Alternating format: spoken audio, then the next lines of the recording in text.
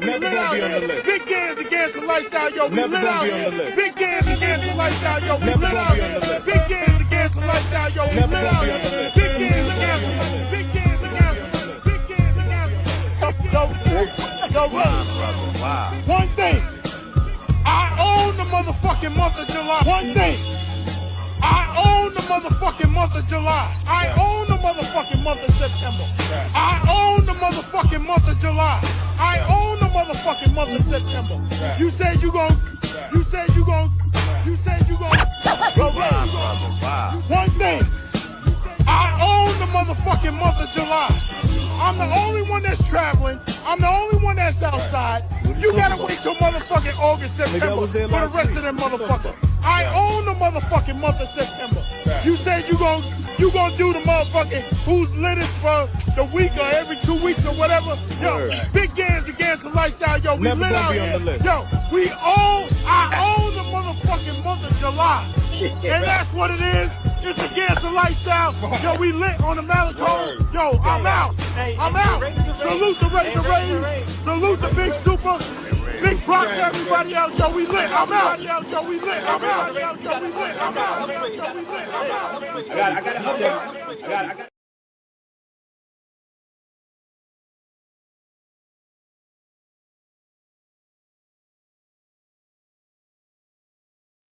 Mic check 1 2 1 2.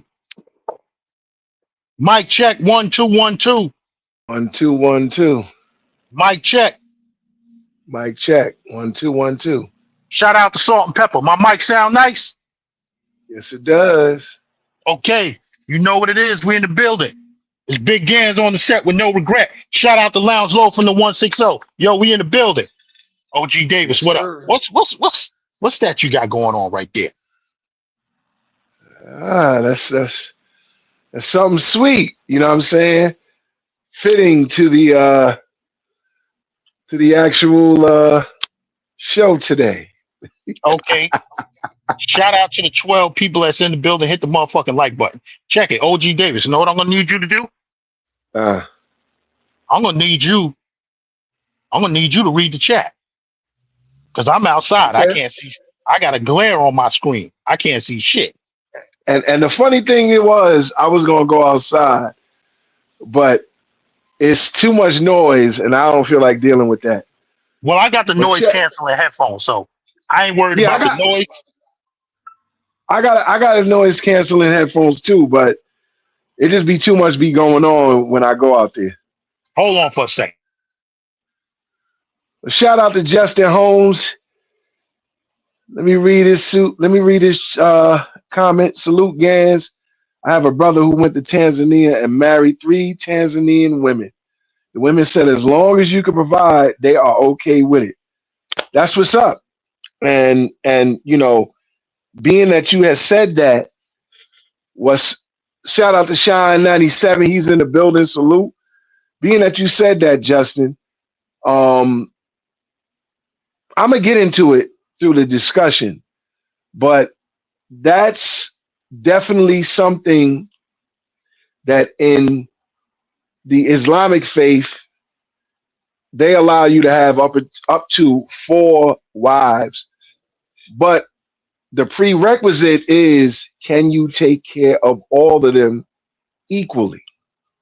There's no one person gets the most, the next person gets the next amount, and the one person gets the least amount. Now, you got to be able to take care of all 4 of them. You know what I'm saying? So salute to your brother. I have no disagreement with that, and I'll explain why as we go on with the discussion. What you talking about? Sound like you talking about being Muslim and being married. Yeah, Justin Holmes, in his last comment, he said that his brother went to Tanzania and married 3 women. And all they said that he needed to be able to do was to be able to provide for them, which I know in the Islamic faith, which you follow, you're allowed to have 4 wives, but you have to be able to provide and take care of them equally. Equally. None Yeah, it has to balance to equal. Let me read Justin's next comment. He says, "Yeah, OG Davis, the brother is successful himself, but he was telling me how they all live in one house. They all get along. He said African women and Black American women are different. Yes, but there's a reason for that. There's a reason why they're different. You know. But go ahead, Big Gans. You set it off with your scent of the day. I ain't got one. Uh-oh. Okay. I ain't got one today. Wow. So we taking that. We taking the scent of the day. That's come on. Oh, stop. Hold on. Let me take this call. All right. Yeah, so how's everybody doing? You know what I'm saying? What's going on with everybody? Let me look at this chat. Okay, so Justin Holmes says, my scent of the day is Creed Aventus. For all those Creed Aventus lovers out there, the scent of the day is going to be presented by Justin Holmes, who said the scent of the day for him is Creed Aventus. I never really got into the Creed series. For starters, it's definitely a bill collector's fragrance. You know what I mean? Those Creed Aventus and all those Creed fragrances are very costly. I mean, but they're worth it because well, yeah. But yeah, Justin Holmes said that's his scent of the day. And then he says, OG Davis, the brother is happy. I'll be having FaceTime with him. He lives the life over there. He loves the life over there. He didn't enjoy his life in the States. Well, I mean, the States, the one thing that the States provides that a lot of these countries don't provide is the currency. And our currency, even though it's not the number one currency in the world, but in the playing field, it is one of the top currencies throughout the world, and it's, you know, well received in most of these countries. So, but yeah, so what's going on? The American dollar, even though the euro might be worth a little bit more, the American dollar is the best brand it is. It's been around longer than all of these currencies. I think the euro only came out 20-something years ago. I don't think it's been out for that long. Right. You know, there's a channel I watch called Weird History on YouTube. If anybody's interested. Salute to Freddie Mac. He says salute. Big Gans and OG Davis. Salute. Everybody that's in the building, hit the like button. Yo, I can't. I decided to sit outside. I got a little glare on the screen, so I can't see everybody's. I can't see everybody's comment. And I got you. I'm telling the chat. I had the whole thing set up already, so I wasn't moving it back inside. And plus, I wanted to rock the way I want to rock. You know what I'm saying? Until I get this office set up. I can't really, you know what I'm saying? Can't really talk shit the way I really want to talk shit. Because you know I talk cash shit. But while we outside, I'm going to talk cash shit. Right? So, OG Davis, I don't have a scent of the day today. And there's a reason for that. We're going to go with Creed Aventus by Justin Holmes. Okay, Creed Aventus. Creed Aventus is always a good one.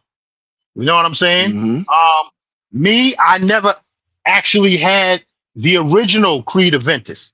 I have the Absolute, and that bottle is practically empty. Which I heard you saying Creed Aventus is pricey. Well, all the Creed fragrances are. You know what I'm saying? Right. Some of them on the discounters you can get the lowest price you're gonna get is maybe $150 to $180. You know what I'm saying? So I never had the original Creed Aventus. I always had the Absolute version, right? That bottle cost $375, for the 75 mil. You know what I'm saying? Yeah. So if you want to go for the 100 mil, now you talking over $400. So Creed is pricey. One of their more popular fragrances, Silver Mountain Water. That one's gonna cost you about $300, and you're gonna spray it on all day. Now, what Kevin Samuels used to say about Creed Aventus, the people who wear Creed Aventus can afford to spray it on all day, every day, because they just go out and buy another bottle. Us regular working people, we can afford to buy one bottle maybe once, maybe twice a year. You know what I'm saying? So when I buy a bottle of Creed, I need for that joint to last a long time. Because I'm not running out there, I'm not spraying that joint on every day, all day. Because Silver Mountain Water, spectacular fragrance. You know what I'm saying? For the summertime, you know, is exactly what it says. Silver Mountain Water. So it's giving you that fresh scent. Great for spring and summer. But you're gonna have to carry the bottle around with you, and you're gonna be spraying it on all day. And Creed fragrances cost too much for that. You know what I'm saying? I talk that money shit, I talk that cash shit, but guess what? We ain't blowing money on fragrances not like that. You know what I'm saying? We got bigger and better things to blow our money on. Which brings me to this. Y'all see what I'm rocking? It's springtime out here. It's motorcycle season. Indian motorcycles. You know what I'm saying? I'm rocking my Indian gear today for all my riders out there. You know what I'm saying? So this is my problem. I don't start getting shit set up until an hour before the live. You know what I'm saying? Let me cover the chat. Let me cover the chat real quick. Go ahead, cover the chat. Cover the chat. So we got Freddie Mac. God bless my American dollar. Absolutely. Justin Holmes says a lot of single American women are messing with married men. They want men who are already taken. Well, that's by design. You know what I'm saying? We definitely gonna get into that. That's definitely by design. So we'll cover that. And then you got Cigar Music Fall 2. He says men are used to being monogamous, and this is facts. Yes, I agree with you with that statement, but I am going to counter punch that and say they were not meant to be monogamous. No. But we're going to cover that. Yeah, we're going to get into that. We're going to get into all of that. But before we get into all of that, like I said, it's motorcycle season. Now, as you can see, I'm representing for Indian motorcycles. And on YouTube, when I talk motorcycles, I'm always talking cash shit about Harley-Davidson. You know what I'm saying? But it's all friendly competition. So OG Davis, you know, every time I got videos up there talking shit to Harley-Davidson riders, you know what I'm saying?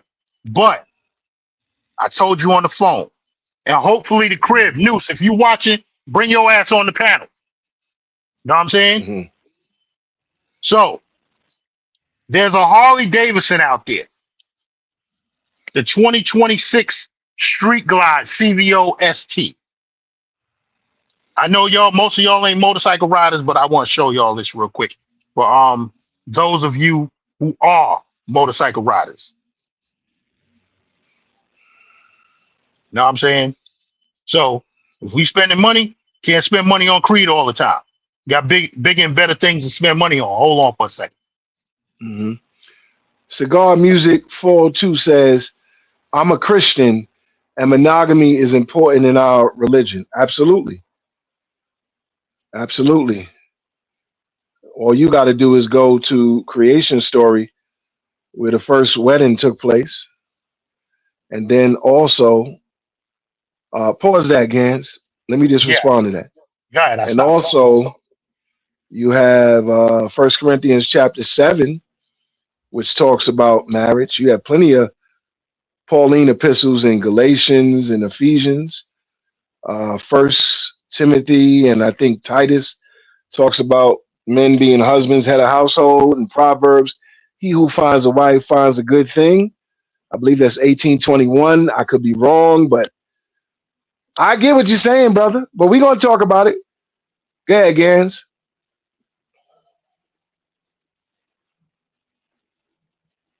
So what you looking at here?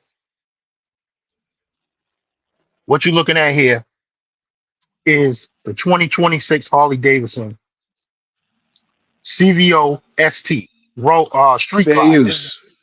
This is the Street Glide, right? They want $45,000 for this motorcycle. And Harley-Davidson wonders why half of their stores and everything are closing down. The Harley-Davidson dealership out here in Staten Island closed down because they selling overpriced motorcycles.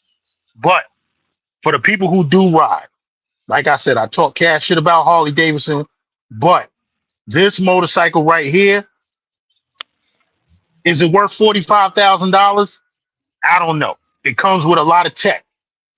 You know what I'm saying? There's nothing that you need to do to this motorcycle aftermarket wise, except unless you want to change the exhaust.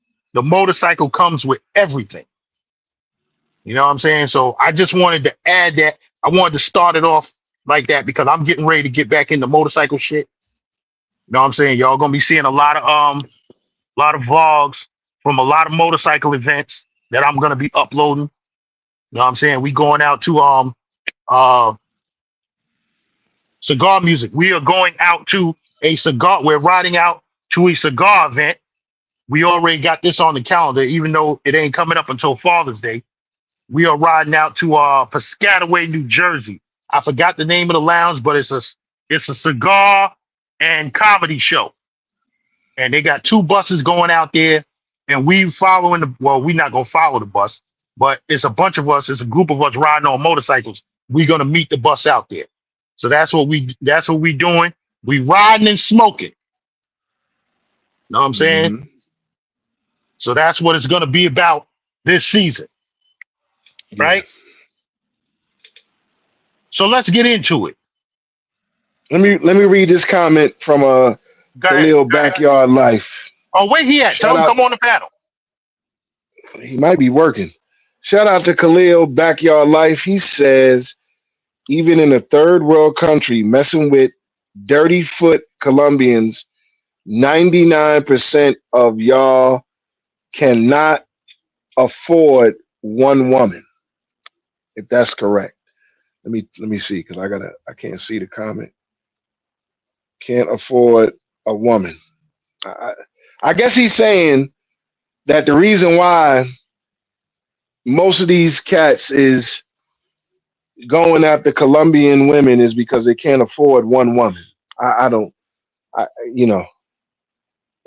Your guess is as good as mine to leave that up for interpretation. I don't know why, but okay. Well, we're gonna start it off with this right here.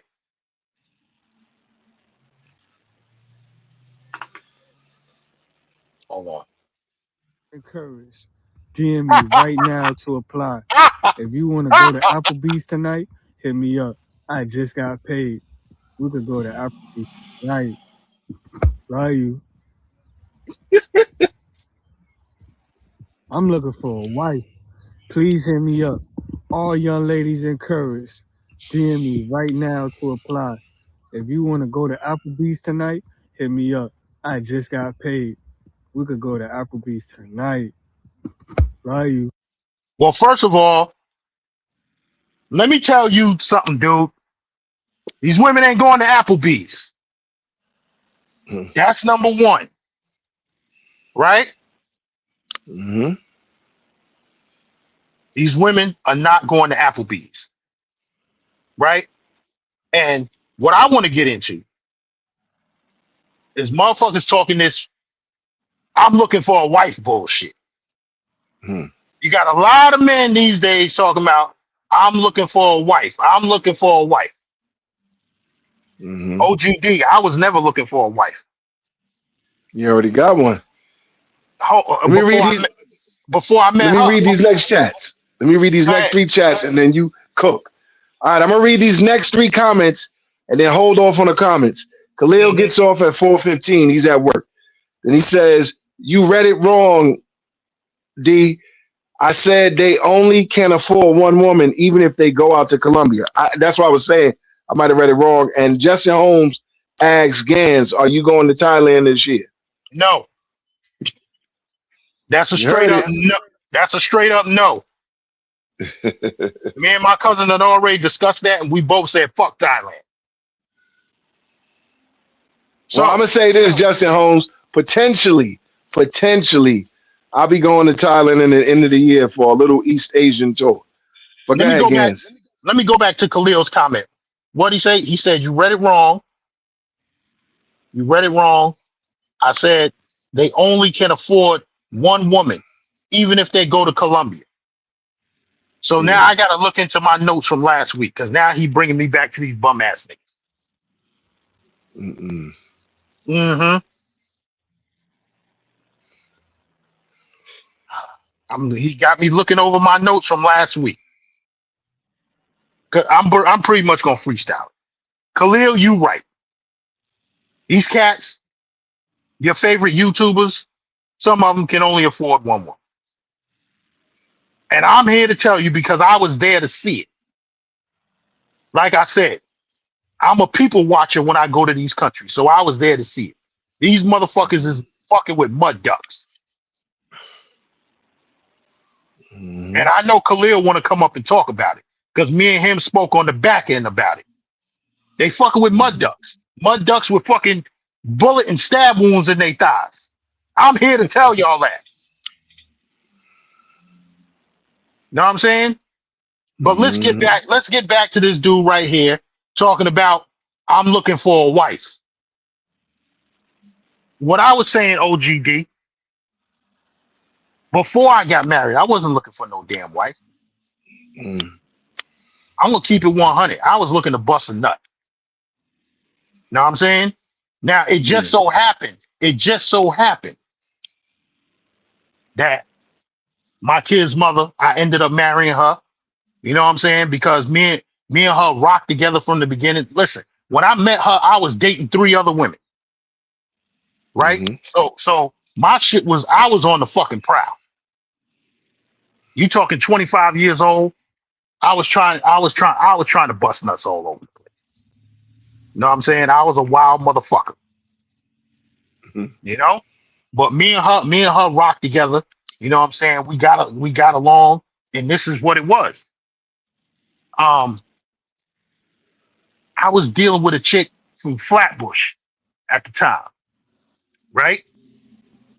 And I was with her one night, and while I'm with her, I'm thinking about who at the time she wasn't even really my girlfriend. We was just talking. I'm thinking about her. And I'm like, yo, I want to be over here. You know what I'm saying? So that's how the shit happens. You out here trying to rock with as many chicks as you can, and then you find one that you and her is on the same level in a lot of ways. You know what I'm saying? Y'all think alike, all kinds of shit. You know? So it was never I'm looking for a wife. We just happened to rock together and we got married. What you say to that? Yeah. I mean, that pretty much sums up, you know, when you shout out to V Swells and NYC Fugazi, he says that's NYC's brother. Anyway, we don't know. Right. Yes, there's nothing wrong to tell us you fell in love and decided to spend the rest of your life with her, meaning your wife. That's Khalil Backyard. No, see, this is why I'm out here so I can cook the way I want to cook. Right. I want on this time.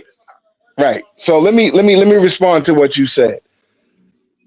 Obviously, when you're in search of someone to become your companion, you're looking for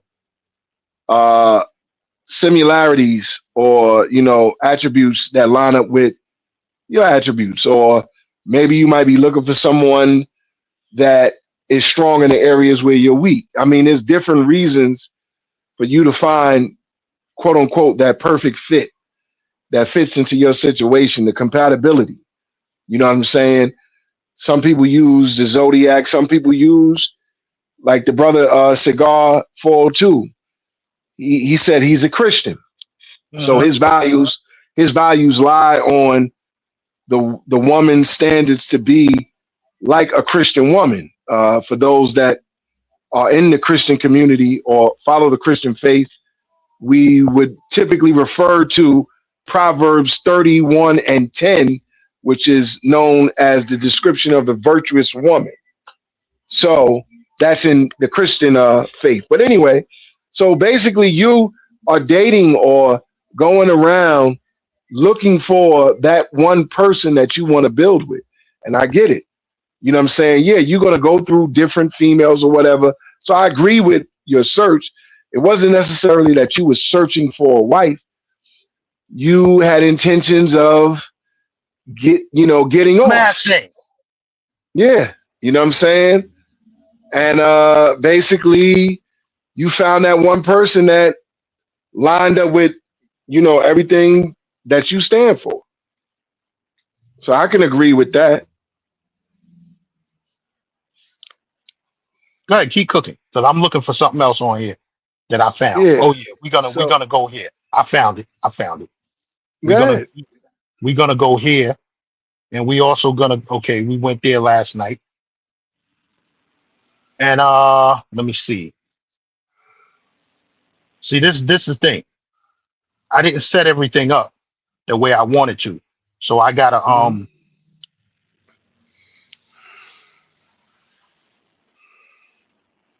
I gotta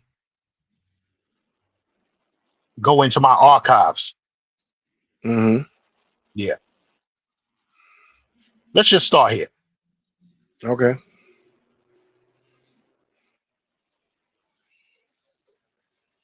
We're gonna start here. We're gonna exit this out. No, I don't want to exit that out.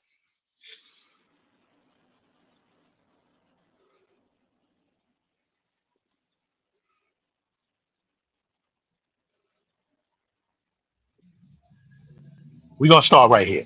Then we're gonna get into it. Mhm. Hopefully, I'm starting at the right point. Get off on that. I don't like when people want to pay for my shit in a business deal with business dinner and they want to pay for my dinner. I don't be like, man, I made this dude pay for me. Nah, bro, I'll pay my own way. Because Exactly. that way I can maintain a little bit of Fair use. Fair that I use. need to Shout out follow to up. CGA. But But shout hold out to on, all let's the bum incompetent niggas that want women to buy them things and they feel special. Somebody like, I'll go get the shit that I want. People come to my house like, damn, you got all this shit. Yep, I bought it myself. Bought it myself. Shout out to Blue Bag. It says a little something for the community. Dick Fund, sponsored by Senor Gregorio, free agent lifestyle. Shout out to you, brothers. All right. Kid Roll says, on the contrary, CGA, I don't mess with single moms, period. Even for fun, casual fun, gold for play. nah, I can't find it. So I'm just gonna have to play it from my phone. Burst your bubble. As if history hasn't shown you are not going to get one man to yourself. The only way you're going to do it is you're going to get a nerdy, I would say, a guy who's either worn out, he peaked in college, he's done with that lifestyle, or he's what I call it, introvert, hella introverted. He like to stay inside. If he's successful, if he's outside, if he's networking, if he's traveling, trust me, he's putting hands on lots of hips out here. You heard what he said? And I'm not trying to snitch. You heard what he said? Mm-hmm. So if he's traveling, if he's outside, he's putting hands on lots of hips. Mm-hmm. A man was not meant to be with one woman. So this is a shot for the ladies. Let's start from the beginning of that again. I'm here to burst your bubble. As if history hasn't shown you are not going to get one man to yourself. The only way you're going to do it is you're going to get a nerdy, I would say a guy who is either worn out, he peaked in college, he's done with that lifestyle, or he's what I call introvert, hella introverted. He like to stay inside. If he's successful, if he's outside, if he's networking, if he's traveling, trust me, he putting hands on lots of hips out here. And I'm not trying to snitch, but I be seeing these white guys out here. Because you know white guys in the Matrix. So you heard what he said. He putting hands on lots of hips. If he's outside, if he's traveling, especially if he on them motorcycles, he moving around. We know what goes on in them motorcycle clubs. Shh, let me stop snitching. You know already. You about let me stop. You don't know already. I don't belong to a club. So, you know what I'm saying? So if he's outside, he's moving around, he's putting hands on lots of hips. Ladies, you are not going to get a man that's going to want to be with one woman. He might talk that shit, but in the back of his mind, he's looking at something else walking down the street. And some Christian women say if he's looking at another woman, then he's cheating. OGD, what you say to that? I know why they say it. Go ahead. The reason why the Christian women say that. Well, let me first read these comments. Romeo Guerrero says the Most High supports polygamy. Justin Holmes says, I don't care what religion y'all follow. A man is not meant to be with one woman.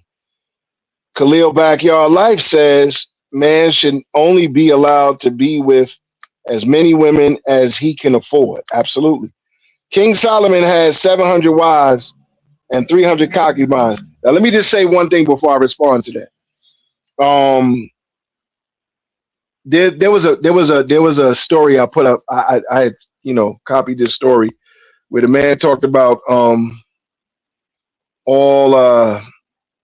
the men in the Bible that had one wife, they was put to death or cursed or whatever the case may be.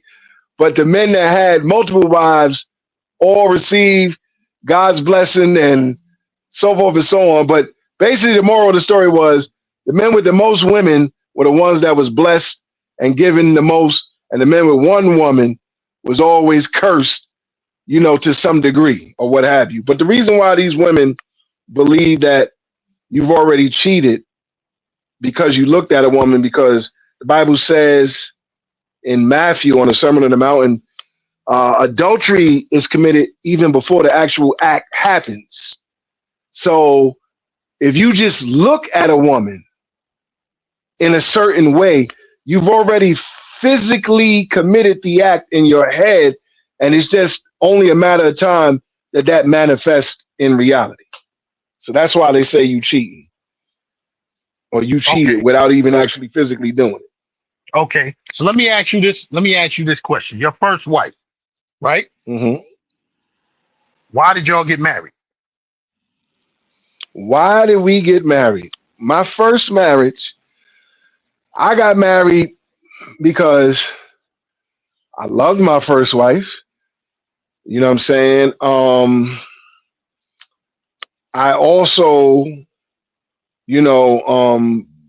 at that time in my life, even though I was young, I definitely wanted to be committed to that one woman. I was heavy in the church at that point in time, so that had some influence. Mm-hmm. And also, me and my ex-wife, my first wife, we had a child together prior to marriage. That's the point. So that's kind of frowned upon, in the church community. Mm-hmm. But I'm not gonna say that I didn't love her or didn't care for her, because I really did. You know, I definitely, you know, really wanted to be with her, but nature continued to have a grip on me. But we'll get into that. Right. So that, but that's no, we gonna get into it right now because that's the Mm-hmm. part that I wanted to get to. Mm-hmm. Reason why I got married. Right. Definitely love her, but I was loving a whole lot of women. But me and her connected and rocked in a certain way that I wasn't with the other women. You know what I'm saying? Me and her had fun together. We'll get into that later, right? Mm-hmm. Got her pregnant one time, right? Mm-hmm. And after I got her pregnant, we moved in together. You know what I'm saying? We was together for I think 3 years, Mm-hmm. maybe 4 after the first baby, then got her pregnant again, right? So after Mm-hmm. when I got her pregnant the second time, here come my mother, here come my uncles. Oh, all right now, boy. You gotta do what you gotta do now. You Mm-hmm. gotta make that woman a wife. The Mm-hmm. hell is that? I hope there ain't no accident. That's why I didn't want to be outside. Okay. Yeah, but go ahead. So you know my uncles, all my uncles, and they come from that era. You know what I'm saying? Mm-hmm. None of my uncles, far as I know, had children out of wedlock. Mm-hmm. You know what I'm saying? So here come the family shit. All right, boy, you got to do what you got to do now. You know what I'm saying? You don't want to be running around here making babies all over the place. You make that woman a wife. So Mm-hmm. that that's motorcycle. Yeah. So that's basically what it was. That's why Mm-hmm. me and her got down together. And then you want, especially black children. Black children need to see, they need to be raised in the in the family structure. We got too much of this shit, too much of this baby mama shit going on in our community. Mm-hmm. You know what I'm saying? She got 5 kids with six different niggas. Motherfucker say, yo, Gans, what the fuck is you talking about? How the fuck she got 5 kids with 6 different niggas? Because she pregnant right now. And he about to be number 6. So it's just, we got too much of that bullshit going on in our community. Mm-hmm. And the shit, it got off the rails in the 80s. I remember when it was going off the rails. You know what I'm saying? A lot of the women that was coming up in the 80s said they didn't want to be like their mother. Their mothers were staying home, raising the children, taking care of that man while he was out there in the field, in the field as they called it back in the days. But we know, out there in the street, getting to that grind, making that money Right. to provide for his family. You know what I'm Mm-hmm. saying? So the girls, I'm not talking about our generation. I'm talking about, or maybe our generation, but a little bit older than us. Mm-hmm. Early Generation X, late baby boomer, but mostly early Generation X, right? Mm-hmm. They was like, I don't want to be like my mother. I don't want to be providing for no man, taking care of the house and blah, blah, blah. So you go and have baby number 1, baby number 2, baby number 3, right? With 3 different dudes, and you still raising these kids, you doing worse than what your mother was doing. Right. You know what I'm saying? Your mother the man was out getting that dollar to provide for his family, and the woman was providing for her family by raising those children, getting those kids off to school, cooking the meals, making sure that man had his breakfast and his lunch made when it was time for him to get up and go to work the next day. Y'all remember them dudes that used to come to work with the lunch pails? You know what I'm saying? Yep. That's because his wife made that lunch for him. Not like when we was working sanitation, OGD. We was going out for lunch every day. Yeah. We saw the OGs on the job bringing that lunch pail to work every day. We wasn't doing that shit. We was going out Subway, going to the West Indian restaurant. Know what I'm saying? Going to Popeyes. That's how I put on all that fucking weight. Eating Popeyes every fucking day. Mm-hmm. Know what I'm saying? So that I'm just trying to explain. That's how it was. And then, it, like I said, it went off the rails in the 80s. You got a response to that? Yeah. Well, let me cover the chat before that. So Romeo said King Solomon has 700 wives, 300 concubines. I think I read that. Hold on a second. Let me close this window because there's too much noise coming in here. All right. Khalil Backyard Life said, and them motorcycle club women look terrible. The majority of them. We'll get Justin into Holmes. Justin Holmes said, I know one sheik and he got 4 wives. Islamically, it says as long as you can provide, you're good to go. Absolutely. Romeo Guerrero said, then the Most High gave King David the wives and concubines as a gift after King Solomon's fall. Facts. Justin Holmes says Muslims have the lowest cheating rates because Muslims have the lowest cheating rates because they allow the men to marry X amount of wives. Visual Hype said, damn, how many wives you had? 2. And Romeo Guerrero says there is no incentive to get married through the state in this modern day society. It's only a liability. True. Brothers need to understand that as a man, Romeo Guerrero, as a man, you always have to have leverage in the relationship. This is true. Justin Holmes responds, you are Dominican. Why don't you bring a Dominican chick from DR? Romeo Guerrero says, why would I do that when I grew up dating beautiful Dominican women in the U.S.? And he says, I have always traveled out of an abundance, not scarcity, which is true. Now, you wanted me to respond to, just give me a little bit of, because I reading the comments kind of dim my memory on what you wanted me to respond to. Okay, we're gonna hold it right there. Mm-hmm. That was the last comment in case any other comments come up. Right. So yeah, I was saying what you think about how the early generation X women came up talking about, I'm not doing what my mother did. I'm not taking care of this man, cleaning no house and raising all these children and all of this stuff, raising the children for one man. Now you raising the children for 3 or 4 different men. Mm-hmm. Because you wanted to get out here. You wanted to get out here and so-called, quote unquote, have a life.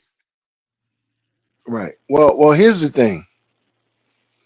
You gotta look at history and how it's designed to create what we have today in modern day society.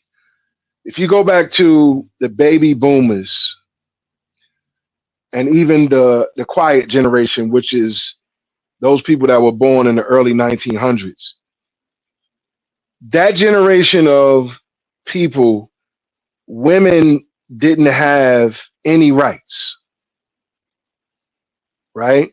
So women, I mean, if a woman had a job, it usually was housekeeping, or being a maid to someone wealthy. They didn't have many jobs like they have today. They wasn't making $100,000 easily back then. They were making pennies on the dollar. Well, so hold on. Let me stop you right there. You see, they pushed that college education onto the women because they're the ones who needed it. They started pushing that in the early 70s. Because even I remember my mother saying, MTA Transit, they wasn't letting no women on that job back in the early 70s. Department of Sanitation, New York City Corrections, NYPD. You can hear me? Yeah, I can hear you. Because I pressed the button. I can hear you. I'm messing with the microphone. So yeah, they wasn't letting women on these jobs back in the early 70s. I met the woman, she was the first female New York City sanitation worker. She lived in Canarsie. Queens. She live in Queens now. I know who you talk about. I met her. I went to her house. She used to live in Canarsie. She live in Queens now. Okay, so we talking about the same woman. And when she came on the job, like 81, right? And I used to I used to mess with I think she was the number 8th woman that came on the job. Damn. Yeah. So that's when they started letting women on these jobs. So all of that, pushing the college stuff, because listen, it's a man's world. Like Kevin Samuels said, men built the infrastructure. This world cannot run without men. So like I was saying, they didn't start letting these women on these jobs. Khalil, when did they start letting women on to the post office? You know what I'm saying? Let me give you. These women didn't have these types of jobs back then. So they pushed the college thing to the women because that's what they were supposed to do, go in there and be secretaries. And this, all of this was late 60s, early 70s. Secretaries and things of that nature.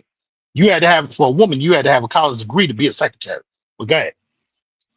So speaking on that, like I said, the quiet generation, the baby boomers, they were not allowed to work all those jobs. All those jobs were given to the men, all the heavy labor, stuff like that. It wasn't until the 1960s when 2 Caucasian women who happened to be lesbians, but they were in the closet. Later, it was found out that they were lesbians. Started the women's liberation movement, and the women's liberation movement was not based off of Black American women. It was based off of Caucasian women that were tired of being home. And they wanted to be able to get college degrees, like you were saying, and get into the work field. They wanted to be equal to the man. Now, we know that that's physically impossible, but they wanted to have equal opportunity.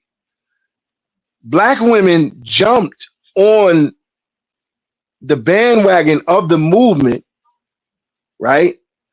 And what ended up ultimately happening is they ended up gaining their rights. So they were able to go to colleges, get degrees in all these various fields that they were not allowed to work in. Now, the transition didn't really start to take place heavy until the 80s. So during the 80s is when that transition started to take place, where you saw more women going to college for degrees in engineering. They started to get on like the workforce, like we said earlier, sanitation, police department and stuff like that. And that's when the transition started to take place in like the 80s going into the 90s. Now, before that, why were these women saying that? Because they look, see, the problem is people look at certain situations always as a problem, never looking for the solution. And that's why we have a lot of the problems we have today.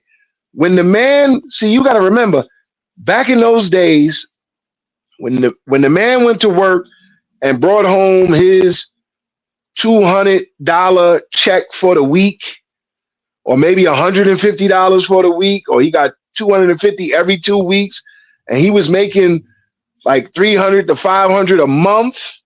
Everything was inexpensive. Okay, you didn't have to pay for babysitting because the mother was home. She was watching the kids. She was raising and nurturing the kids. Salute to 215. She was raising and nurturing the kids. She was in the home as not only the manager and boss of the household, she was the bank.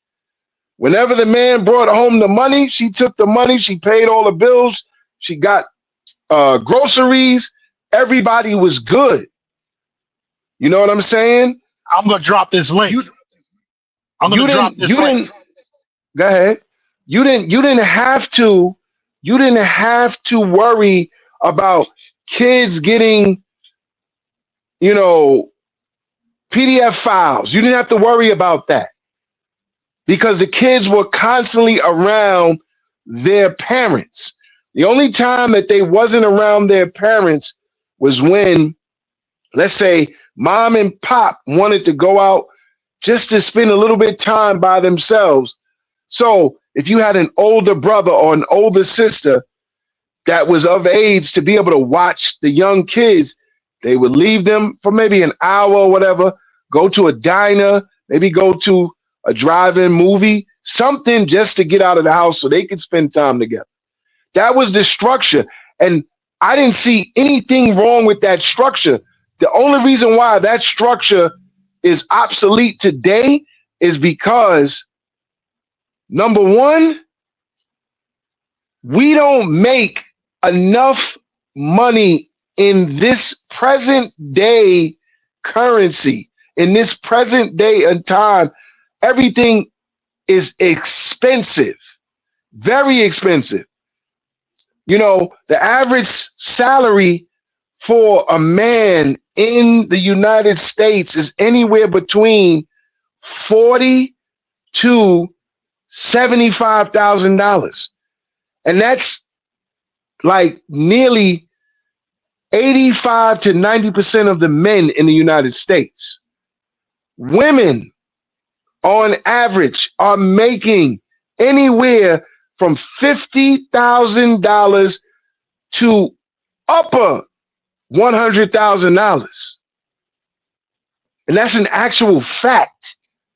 Now, don't get me wrong. There's men out there that's making over $100,000, but that's probably 10% of the population.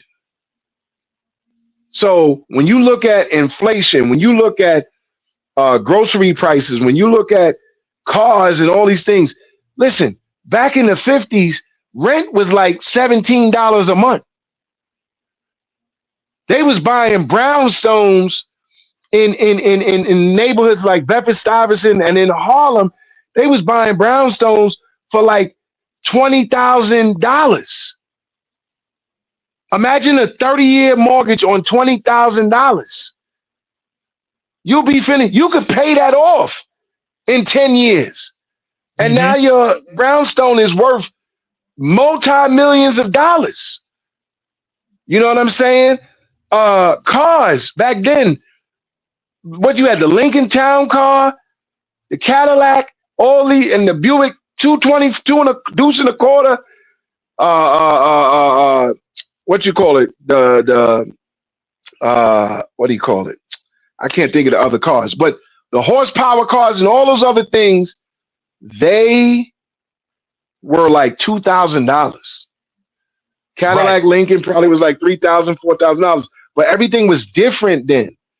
And see, once the women got these rights, if they had not, Ford Mustang, and I think Dodge Charger, if they had not got beside themselves and said, well, now I can make as much money as a man or even more, I don't need a man.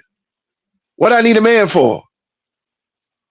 Even the system was designed to create that separation, because that's when you come up with the welfare system. And what happened with the welfare system?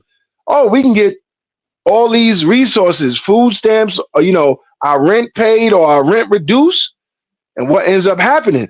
Well, there's a prerequisite that you can't have a man in a home.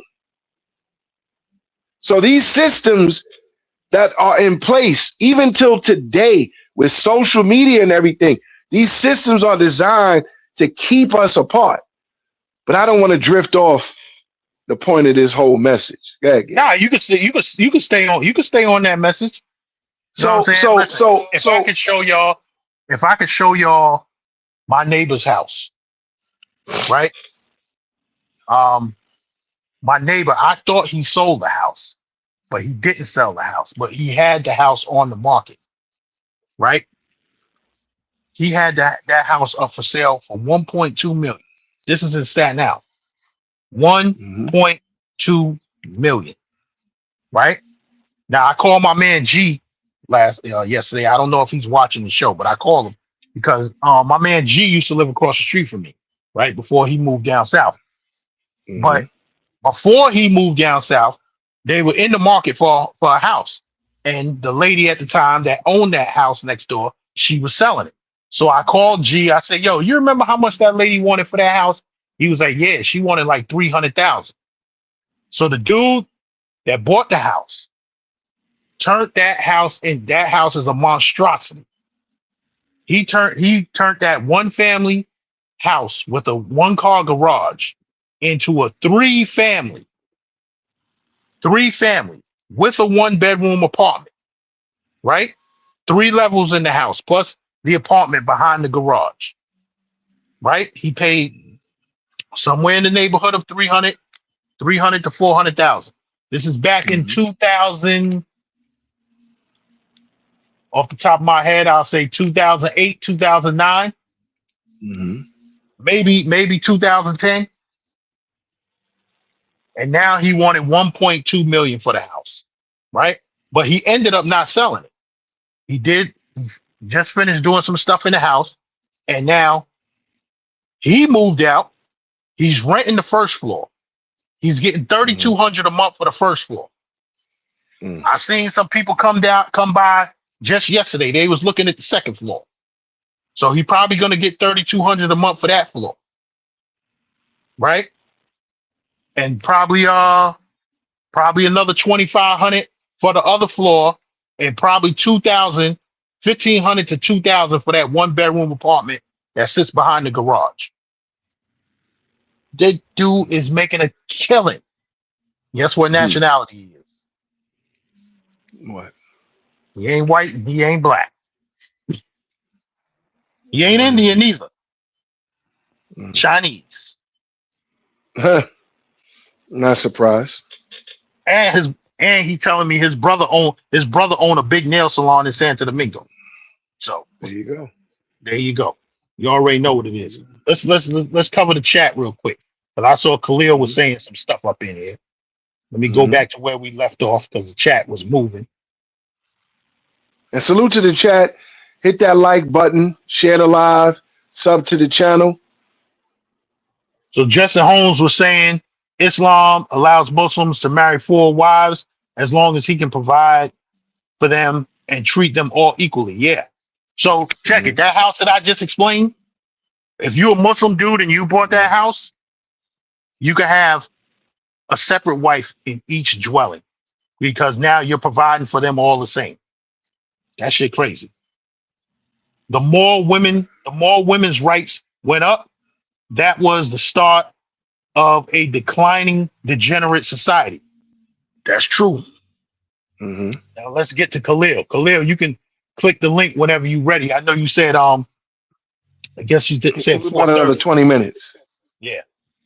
Yeah. He said that's BS Gans. He said women still making men lunch when you pipe the right woman down. She will make lunch regardless if she makes 100 grand. What? You know what? I'm gonna stop the chat right there. We're gonna come back to the chat. Let me highlight that. No. Keep running through the chat. I'm gonna run through the chat and we're gonna get back to that.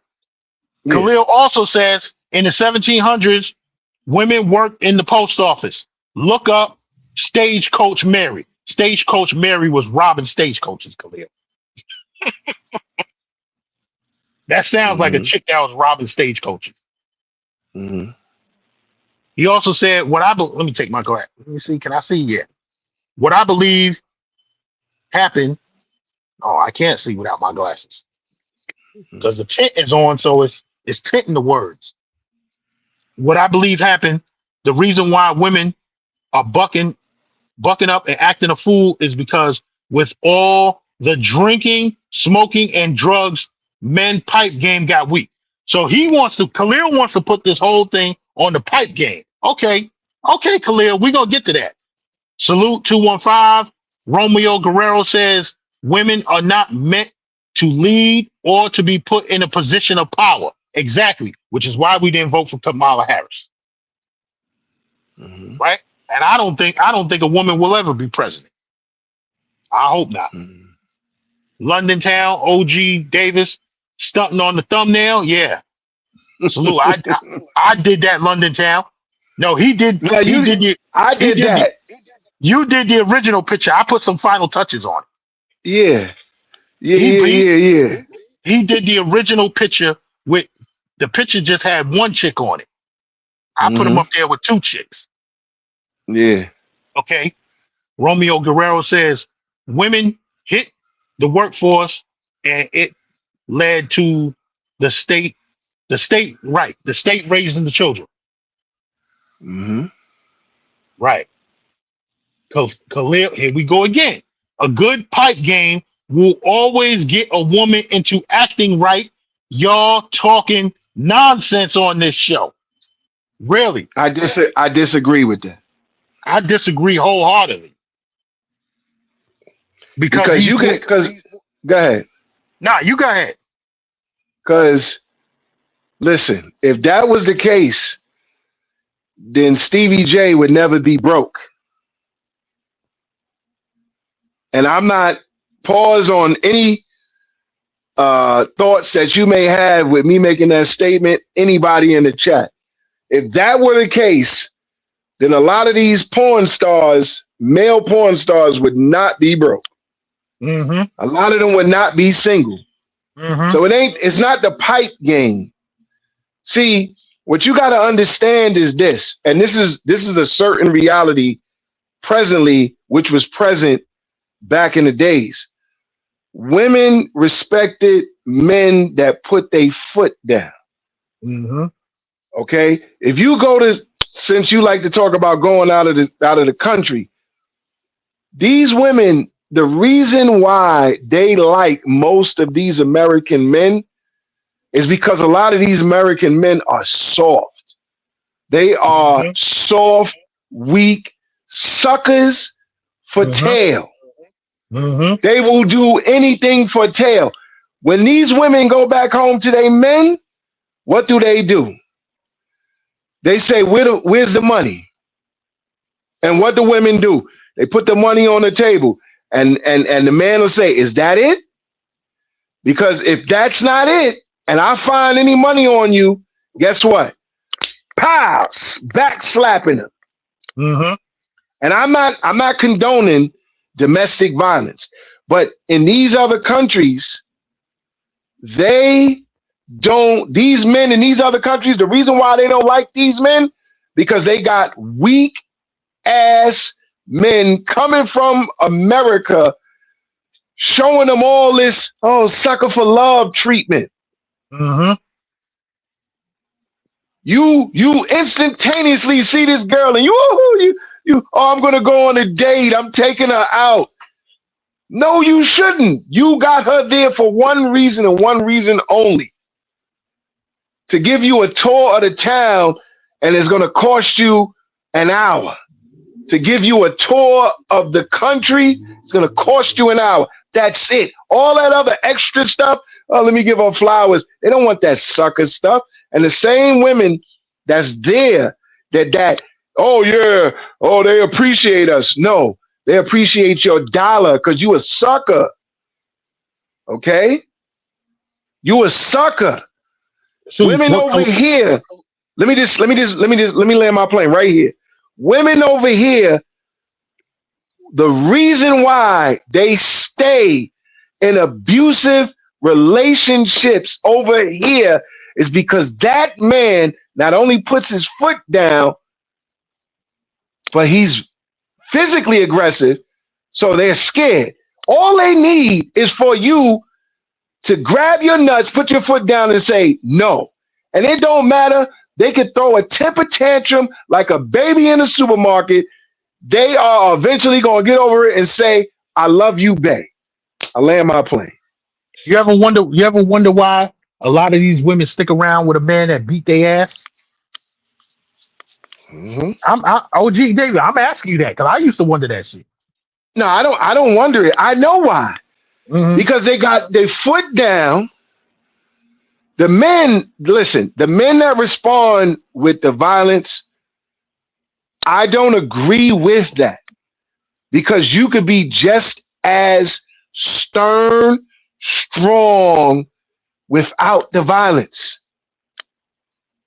You just got to let a woman know, look, you could go out the door. I don't give a shit. Fuck out of my house. You know what I'm saying? I don't need you. And when you throw that in there, guess what? Like Conceited said, women naturally submit to masculinity. If your woman doesn't submit to you, you are punani. Straight up. Put your foot down. Listen, why you think some of those parents, when they be in the supermarket and the kids are throwing temper tantrums on the floor? Now, what do most black people do? Most black people do is, you better get your ass up on that floor if I beat your ass. And the kids still keep doing it, right? The what you call it? The other parents, go ahead, kick and scream. Guess what? You're not getting that action figure, or you lost your privilege. Bottom line, they already know what it is, and guess what? They stop. They conform. You got to put your foot down. That's what you got to do. Women respect real masculinity. That means, listen, ain't nobody got time for the BS or the drama. If you come in here with that drama, girl, bye. You out. But you going to respect me, because the biggest thing for a man is respect. Women respect men that respect themselves. Yeah, though. Yeah, guys. Okay. Looking to see what the UPS man dropping off. Where was we at? Justin Holmes, yeah, we said the Mustang. Khalil said the good pipe game. London Town said, I hate to say it, but the majority of brothers traveling have financially crippled themselves. It is somewhat of a cancer in the community. That's right. That's 100% right. Women can't handle having any type of leverage. If she has any type of leverage over you, then you already lost. And that's 100% right. Let me see. All these men say they make 150K. Nobody make 50K. Listen, listen. This everybody's a millionaire on YouTube. Everybody's a millionaire on YouTube. And we hold on for a second. 10%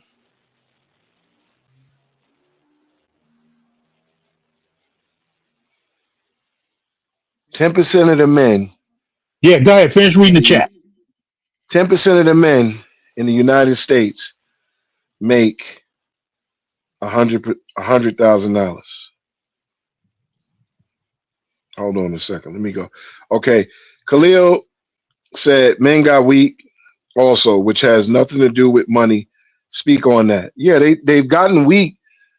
The reason why they've gotten weak is because a lot of these men were raised by their mothers. Single raised males. Yeah. So they only got the nurturing aspect. And what did the mother tell the men? To basically put women on a pedestal. Nah, I'm not putting you, I'm gonna respect you and acknowledge you, but you're not going on a pedestal because you're replaceable. Because if you fuck up, peace to the gods, we out. You know what I'm saying?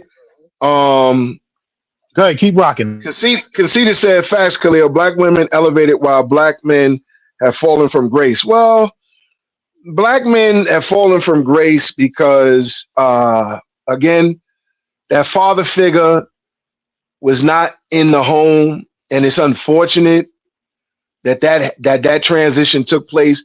It started in the let's say the 50s, 60s. It increased more during the 70s.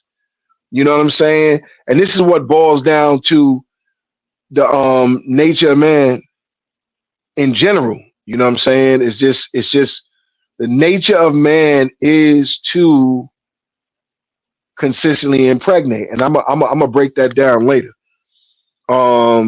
Conceited said, but dudes don't want to talk about that. This is true. Cigar Music said, Conceited, where you been, brother? We missed you. Romeo says, Khalil, facts. That's facts. That's a fact. The lack of strong masculine father figures is a big factor in that. Absolutely. Cigar Music says, greater female share of workforce has been detrimental and is, to societal effects. Yeah. Romeo Guerrero says the pipe game is just surface level. There's levels to that shit. Absolutely. The pipe game, like I said, the pipe game is look, like I said, a lot of these, A-list male corn stars, A-list male adult entertainers, they are single. Stevie J is always single. You know what I'm saying? And these are the guys that women talk about. They're single. And they're not single by choice. It's, some women with good standards want a whole man. And they're just not getting it. You know what I'm saying? That leads us back to the title of the show. Say it loud, OG. I'm gonna get to. Let me finish the chat. Say it loud, OG. Mike D. And Romeo says the brother OG Davis is cooking. Look, I'm just passionate, bro. I'm passionate about life. Romeo Guerrero says women only respect dominance. That's a fact. Khalil says Stevie J getting the faith money. Corn is not real. We know that corn is not real, but to most women in the corn industry, like male and well endowment. You know what I'm saying? And if it's the pipe game, it don't even have to be male well endowment. Just the pipe game itself in that industry. Most of those actors have, been talked about, spoke on, and they're single. Women naturally submit to masculinity. I read that. Khalil says, Mr. D sounds like you talking about Gans right now. Shaking my head. I got to see where he said that. Women love toxic men because toxic men are very firm and don't care at all. Absolutely. That is what they're attracted to. They're attracted to men that put their foot down, that act like you're just an option. You're not the end all be all. Like, okay, you got a fat booty, but there's multiple women that got fat booties. Okay, you got big breasts. There's multiple women that got big breasts. You got a pretty face. There's multiple women that got a pretty face. You see, right now, all the BBL women are removing their BBLs. Cardi B, when she finishes her tour, she's removing her BBL. Everybody's favorite woman, Bernice Burgos. She's removing her BBL. Like, come on, like you're one out of a million. Remember, there's plenty of fish in the sea. That stands the test of time. Men that let disrespect slide are the same men that lack the confidence to replace the woman. Facts. Freddie Mac says facts. Cigar Music says, I know broke dudes with corporate women. How? Because their pipe game is good. That's what keeps a woman. No. Let's get into that. Wrong. I'm going to answer that question. Right now, I'm going to answer that question. The reason why they are with these dudes that don't have the resources to be with them is not because of the pipe game. It's because they can't get with the men that are at the top. And the men at the top are passing women like them around. So what's next? Well, if I can't get a man at the top, let me go for the middleman. Well, you can't get the middleman because the middleman is overseas with the foreign women. So what's left? The bottom of the totem pole. The dudes that don't do nothing, smoke weed, drink, do push-ups, and play video games. So guess what? You're going to be my physical vibrator. All you got to do is pump these guts up twice a week. I'll pay for your subscription for all your video games. I'll put money in your account. And I'll even take you out once in a while to get you something to eat. That's all I need for you to do. OGD is one main factor that you left out of that. She can control him. There you go. You're right. She can control the broke dude. Because if he's staying with her, 9 times out of 10, he either staying with her or staying in his mama's basement. Right? And he don't want to be in his mama's basement. So he act up, he messing around with other chicks or whatever. She kicking that motherfucker out. She has the control. Khalil, what up? 1 2 1 2. Can you hear me? Mic check. Mic check. Mic check is good. Check it, Khalil. We want to get right to this because I still got it on the screen. That's BS, Gans. Women still making men lunch. When you pipe down a woman right, she will make you lunch regardless if she's making $100 grand. And that's what we're talking about right now. That woman that's making $100 grand, right? Or 150 to 200 grand. She's with a broke nigga because she can control him. And I don't see too many women that's making $100 grand with broke guys. Either they're gonna be by themselves or they got somebody that's making just as much money. No, because that man I see that a lot of women that's especially up here in Albany, that's lawyers that's making good money. They be going. When I go out with my girl, even sometimes go out by myself, I see these women out here in these nice ass restaurants having meals by themselves. Yeah, that's all the time. Guess why? Because she can't get a fucking man. She can't get a she can't get a man to take her to dinner. And when I say the pipe game, I'm trying to write in short terms, but I'm hoping y'all understand it. We know what you're talking about. Here we go. Your game is a party. I ain't talking about no OGD. I'm talking OGD. It's a part of the pipe game. OGD. He's watching Lucario. He's watching Lucario. I'm not watching him, man. I don't know who the hell that is, man. I'm just coming off of me and my experience of life of being broke, and my mouthpiece and my meat had to get me by.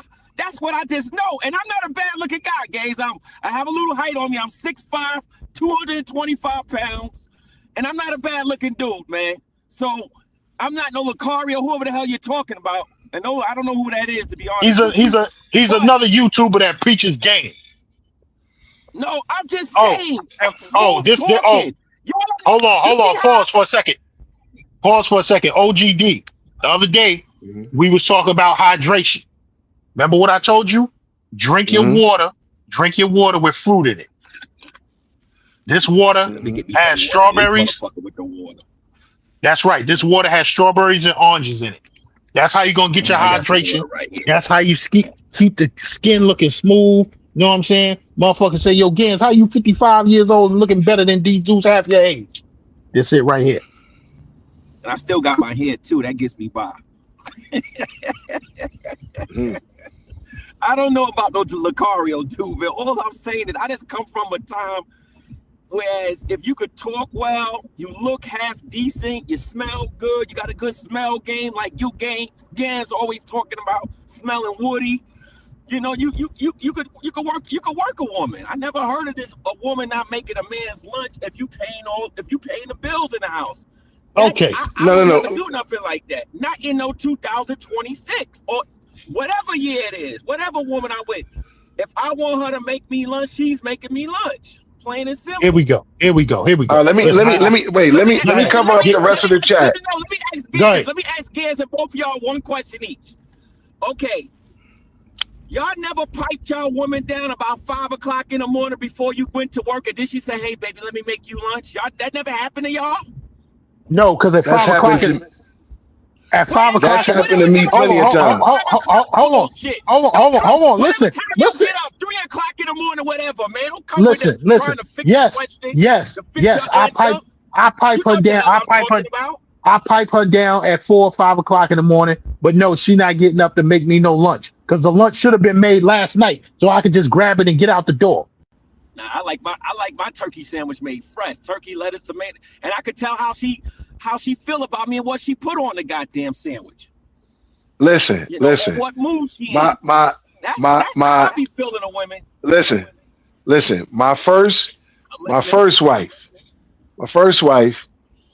she wasn't as domesticated like that. Plus, she worked during the hours that I would get up to go to work.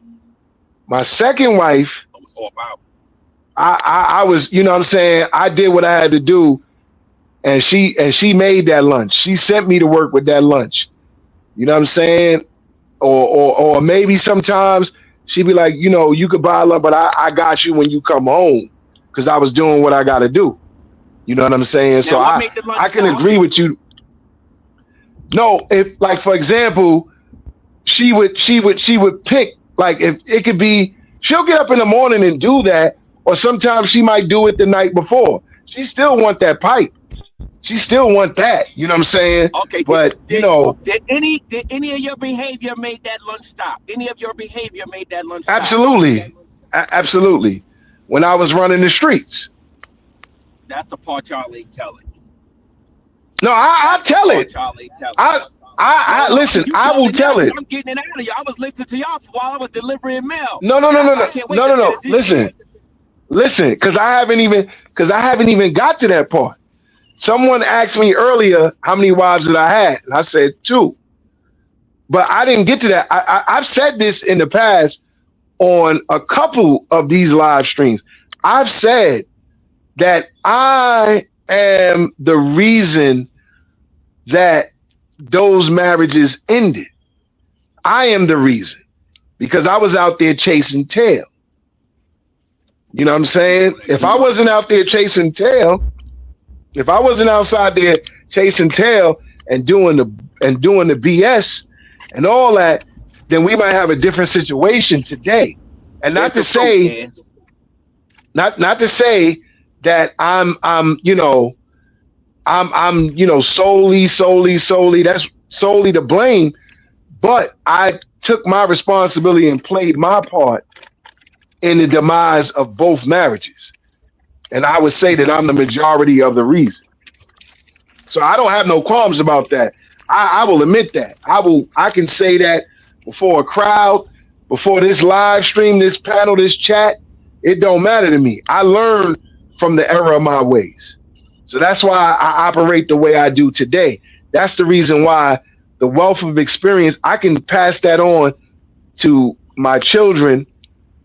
One who's actually married, who consistently comes to me. She comes to me for advice. Like, you know, Dad, I know you not married right now, but I know that you understand and know things. And I can tell her things based on the things that I didn't do, the things that I fucked up on. See, I can stand on that. Today, I'm practically best friends with my first wife. Today, I have one of the greatest co-parenting relationships with my second wife. And that took a long time to build, but that also took a lot of maturity to come out of the situation for me. I had to learn, you know what? This is what's really being a man. And that's why now I thrive. That's why now women have the utmost respect for me, because I don't look at them as like the end all be all. There's plenty of fish in the sea. You know what I'm saying? Go ahead, Gans. Yep. I'm muted. Oh, what happened? Khalil dropped off. Let me add him back on. Go ahead, Khalil. Cook while I take care of this real quick. I take care of this money. Khalil, you can hear me? OGD, you can hear me? I can hear you. He's doing the show at a retirement time. He needs to be doing it at a respectable time. He heard you. Can you hear? He not responding though. Khalil, can you hear me? Khalil, come back in and out. You gotta back out. I'm gonna drop him down. Yeah. So let me finish up the chat. Freddie Mac says, salute to OG Davis for landing that plane. Freddie Mac said, when the teacher called my mom, I knew ish wasn't going to happen. My pops, on the other hand, I knew I was going to get that ass beat. Well, that's true. Because moms is not trying to hear handling that. Pops will take care of that part. Romeo Guerrero says, the main thing that will get women you're dealing with to act right is your ability to have many options. That's facts. Cigar Music 402 says, if your pipe is great, you have options. I could agree with that and disagree with that at the same time. This conceit is like, this is like hearing my uncles argue. I grew up around these discussions. That's a fact. Romeo Guerrero says, game is the foundation, though. Disagree. You have to have a mouthpiece. You have to know how to speak. But I don't think that you need game in 2026 because game is basically a mind control thing. And you can control minds without game. You could by your actions. You know what I'm saying? Conceited said it's all cap. Player with a passport. That's a fact, backyard. When I was broke and effed up, all I had was pipe and a mouthpiece. Conceited said, ain't no one said that to you, Gans. They ain't hitting that right switch, Khalil. Facts, Khalil. And Conceited said, my ex-wife made me a sandwich after she had worked a 12-hour shift. Best sandwich I ever had. Same here, Conceited. Then Conceited said, I knew then she was the one. Okay, so that's the chat right there. Nah, I hit that. Talking about, fellas. Trust and believe I hit that right switch. Gaz was getting bologna sandwiches or Popeye's chicken. He wasn't doing something right. Yes, I was doing something right. Yes, I was doing something right. I got home cooked meal. I still get home cooked meal. What are you talking about then? Yeah, so you talking that BS. Yeah, know what I'm saying? Well, no, but no, we're gonna go here. We're gonna go here. Let me share the screen. Let's see what y'all think.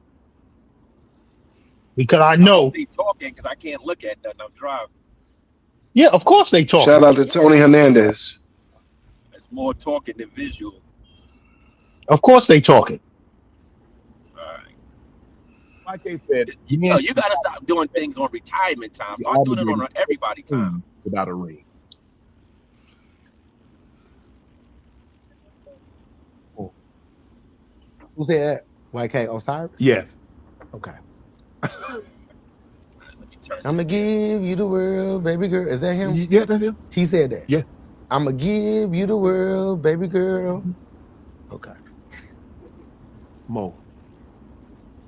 All you do, a lot of times you hear these women, they talk about they want tradition. Mm-hmm. They want a man to take them out and to pick them up and do certain things. You want a traditional life without doing traditional things. Go back to this. He said what?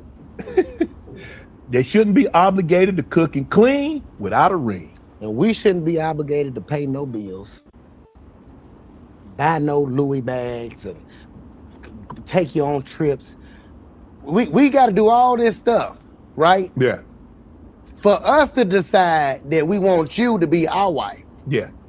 Like, I got to do all this. I got to buy you this. I got to take you there. I got to pay your rent. I got to do all this. Right. For me to decide, after I done did all of that, for you to be my wife, but you ain't obligated to make me nothing to eat? That what he say? Who? That's crazy.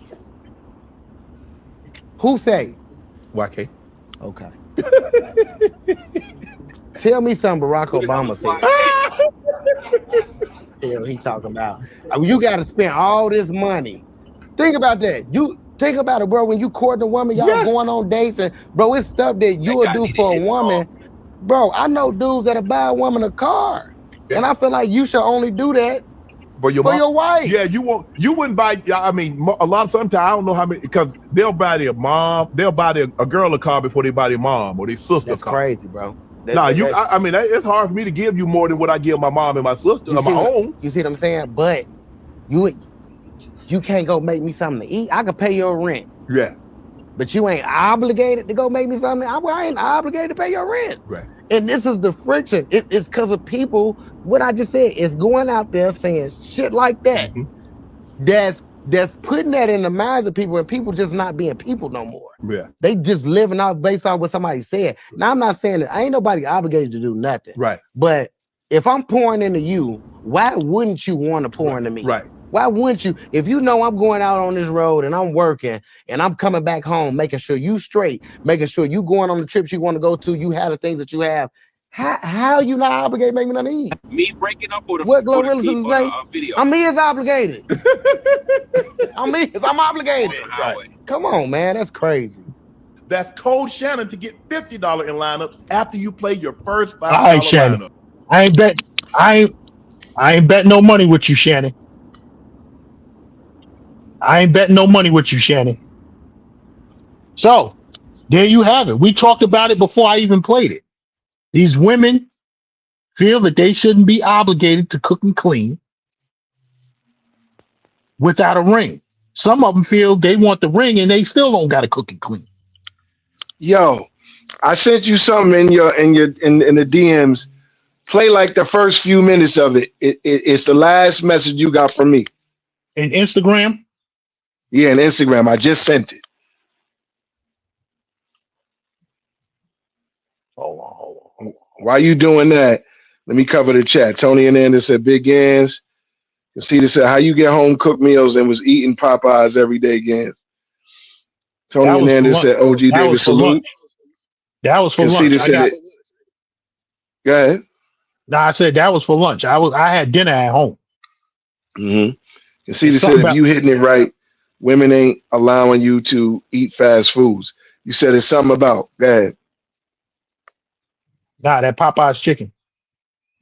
TF says every woman is an individual, and depending on who the woman is determines what she needs. Okay, true. The Matrix 79 says Americanized women are like this. These women do not want to pour into you unless you're giving them a ring. Well, if they don't want to pour into you, guess what? First off, they can't pour into you because your glass is already full. Remember that. Trade 31 Squad says that Ozempic wearing off how much you weigh gains. And Romeo Guerrero says main point is stop chasing after women. What he said? Stop chasing after women that don't like you. But I gotta oppose that. Stop, and you don't need to go for the women that like you. You don't need to go for the women that like you, neither. Because I'll talk about that later. Go ahead, Gaz. You got that. Well, I'm gonna go to. Hold on. I'm gonna go to this comment. Hold on. Let me say this. Let me address this. I'm gonna go to this comment. Y'all motherfuckers stop worrying about how a man looks. Cause I'm fine. I ain't got no problem with these women out here. Know what I'm saying? And I'm 235. I'm 235 if you must know. But go ahead. Now, Gaz, let me say this. I was listening to your show the other night while I was listening to your I was replaying your show when I was delivering mail the other day. And I'm gonna bring this up. You keep going to Ocho Cinco for advice. He's talking about he's single. Ocho Cinco got a history of beating chicks up. At least 3 or 4 girls he done got arrested for that. Of course he's single. Of course he's single. He know one more time he do that, he gonna get some time in jail. So come on, man. And we can't go no Shannon Sharp. Come on, man. Look what Hey, Shannon, Shannon, women. Hold on, Shannon. Nothing about no women, man. After Shannon Sharp wasn't the one relaying the message. It was the other dude. They talk about that YK dude. He just want attention. He just want. We gotta stop listening to these entertainers. Get some better sources, brother. I'm not listening to no Shannon Sharp, no Ocho Cinco, no White. That's why you over here. Whoever the hell these people are about no goddamn women, especially no Shannon, especially Ocho Cinco. Oh, I'm single. He's not telling the reason why he's single because I done knocked a few chicks out in my day, and they don't want to really be with me like that right now. That's his reason for being single. Come on. Okay, guys, finish your show, brother. That's my thoughts. Well, OGD, what you got to say to that? Because he done knocked a couple chicks out. I know a whole lot of dudes that listen. Go ahead. Listen. I don't know too much about Ocho Cinco other than he played for the Cincinnati Bengals. He was with the girl from the Basketball Wives that live up in the Bronx for a little while, and love and hip hop. Yeah, she was on the Real Basketball Wives. And he got her out too. Eric, what's her name? Erica Mena. No, not Erica Mena. No, not her. The girl, Evelyn Lozada. Evelyn, right. Evelyn Lozada, right? That was his first. That was his girl. And then he don't spend money. Listen, he don't spend money. He cheat. He save his money. And that's all I know about him. I don't know too much about him. I don't watch Late Night with him and Shannon and whatnot. So I can't tell you too much. I've seen him get arrested so many times on this internet. I've seen him get arrested like 3 times for beating up women. Erica Mendez, whatever name, Erica Lorenzo, whatever name is, the Erica chick, that was the first victim. He gave her a bloody lip and a black eye. That was the first victim. Mm-hmm. Then there was a couple of other. He seemed to love the Latino types that came on the TMZ thing or came, that comes on our feed on social media. So far, he's been doing good though. He haven't got no trouble in a while, which is excellent of him. Probably learned his lesson or got help. He had something. He had something with the latest baby mama. They split up. That was less than a year ago. Mm-hmm. You know what I'm saying? Yo, play that recent YouTube thing that I sent you. Like the beginning of it. And listen to what Angela Simmons says. That's Russell Simmons' daughter, right? Yeah, she wild, yo. No, it's Run daughter, right? Or Russell Simmons. It's Run daughter. Oh, okay. Mm-hmm. Hold on. Bad looking chick to you, man. I like how she's a nice looking chick. She got that old school weight on her, man. That old school thickness.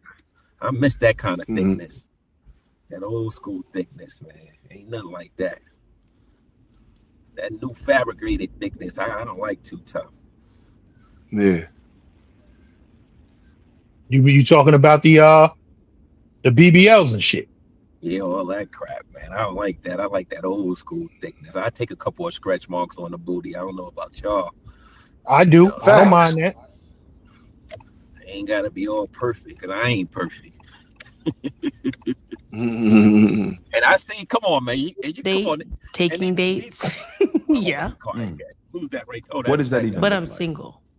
So, but I'm open. It means like if it makes sense, I'll take a date.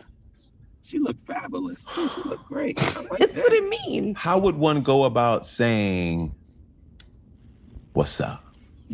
There's DM, there's text, there's flowers. There's tons of ways to find me. I ain't got your goddamn address, so I'm gonna send you some flowers, baby. God damn. I want to preface this question. Take your time. Like this ain't church. Take your time. Take your time, baby. Let him use you. Let him use you. When is it a little alarming for you to receive a gift? Is it ever too soon to receive a gift? Absolutely not. You should come with a gift. Why not?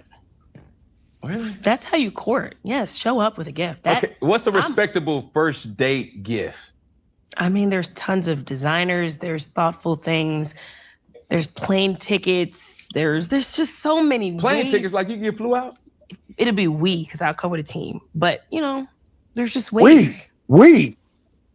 We done been talking for about 1 hour and 15 minutes, and I'm hearing so many ad-libs from behind. Yes. I'm just telling you. We literally had this conversation off camera, and they was like, Cam, with your little cheap behind, don't just because you ain't spending it, that don't mean somebody else. I mean, yeah, the right man. If people don't man it. I'm just saying that men have to date within their caliber. Like if it, you know, you gotta, if it makes sense, then that's where you meet the girl at. That's where you meet the woman at. But I've heard this too. Don't set me up with the expectation that you can't keep up. You need to keep it up. That's the thing. That's what she said. I'm just saying you need to keep it up. There is no reason not to receive random gifts, random thoughtful things. But does it go man. both ways though? I mean, it should start with that's a real mean. Because it shouldn't start with the expectation of the woman courting. I'm not courting you. You need to court me. So if you do all the things come back. But you shouldn't be doing it for that reason. Okay. You should be doing it because you want the woman. So give us an example. We don't need to know the who. Sure. But what would a gift typically look like in your tenure of dating? It's like 10 years. Once we in, tenure of dating. Like if a person, like the first date, out of all the first dates that you ever had, from diners to all. Let me stop. Okay. It's getting a little out of hand. Okay. We can wheel it back in. What have you received? Lots of different things. What was the coolest one that really was loud? Now, you know, it to me like lots of roses. I like roses. Like you could start real sweet, but then there's roses are sweet. Yeah, often. You know, women have this. Oh, you should have. Okay. OGD, what is she saying?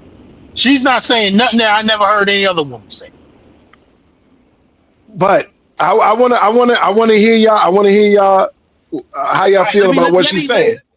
Let me go first. Go ahead. Okay.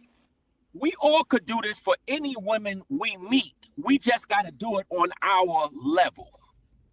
She's talking. I agree with that. She. You got to remember who daughter she is. She grew up with a silver spoon in her mouth. So you can't be regular with a woman like that. But a woman on the streets that's on our level, we could do regular things. We could come with a gift. We could come with some roses. Or we could come with a little charm bracelet for $200 if you want to do that. Or you could come with a gift card for her for lunch or something like that. To Cheesecake Factory or wherever the hell people go to. You know? We could do things on our level. And that's the problem. We can't worry about that level. You do things on your level. I tell people anytime, if you're going to do something for a woman, don't go broke. Don't be no fool, no old guy like us, dipping into your 401k for no chick to keep up on the level that you're not. Stay in your lane. If you only could do 12 roses, do 12. If you can't do 100, don't do 100. Yo, give me 1 second. I'm gonna go on mute. All right. So give me 1 second. I'm gonna go on mute. All right. We got you. Khalil, let me ask you this question. You heard what she said. She said, yeah, I heard everything she said. If you're gonna fly her out, she comes with a team. Now we know she come with a glamour team. She talk about makeup artists, a PR and all that.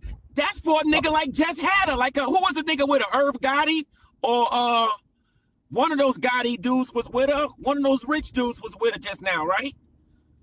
Okay. What's the dude named Yo Gotti? He was with her. The guy that owned all whoever. He was with her. So he's a boss. He could do stuff like that. Put a PR team on a private jet and fly her out to Cancun or Turks and Caicos. He could do that. Me and you, she's not talking to me, guys like me and you. That's why when they say that, I already know she's not talking to me. So I won't even listen or really comment on that because I know she's not talking to me because I know who this woman is. This woman probably was wearing $500 shoes when she was born. You know what I'm saying? So we already know who she is. We seen the crib in Jersey. Come on. You seen the crib she came out of in New Jersey, haven't you, Gans? You seen it? Yeah, that's Run's daughter, right? Yeah. You know, so we already know. She ain't talking to regular dudes like us. But we could fly chicks out. Shit, you an example of flying chicks out. We could do that.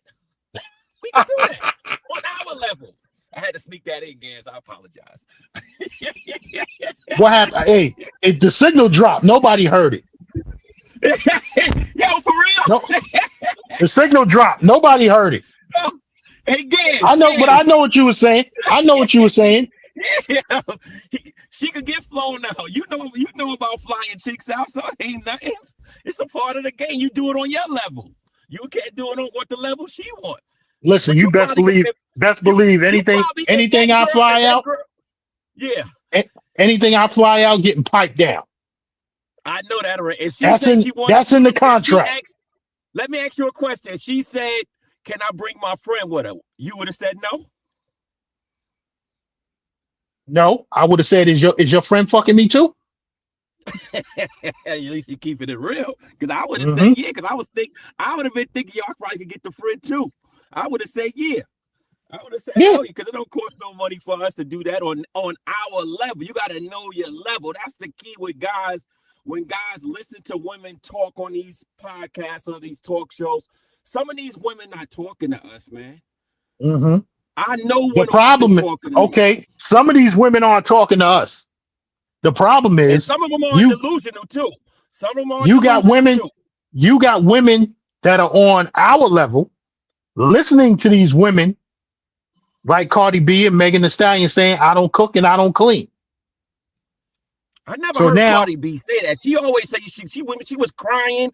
I was cooking for Offset. I was sucking his meat. They got the song. They got the song. They got the song. Don't listen to our music, because remember, that's the problem. Yo, don't listen to the music, but the women are listening to the music. Because remember, she don't even let her own kids listen to her music. So don't listen to her. Listen what she does. When she get hysterical on that screen, be pouring her heart out on Instagram with no makeup, looking crazy. When she is saying I know she does all that stuff, man. But Khalil, you got to understand. I'm back. Okay, we got you, OGD. But Khalil, you got to understand. Okay, we as grown 55-year-old men, yes, we know, don't listen to these women. But the impressionable women, 35 and under, they listening to the song where she says, "I don't cook and I don't clean." So now they got it in their head. Well, I ain't cooking and cleaning for no nigga neither. It's up to us as men to change that. If you stupid enough to let a woman run that game on you, especially if you living in that house, you can't pay. I don't expect no man to pay all the bills in this today's society. So let's end that. No, I say a man should pay probably 65 and a woman 35, something like that.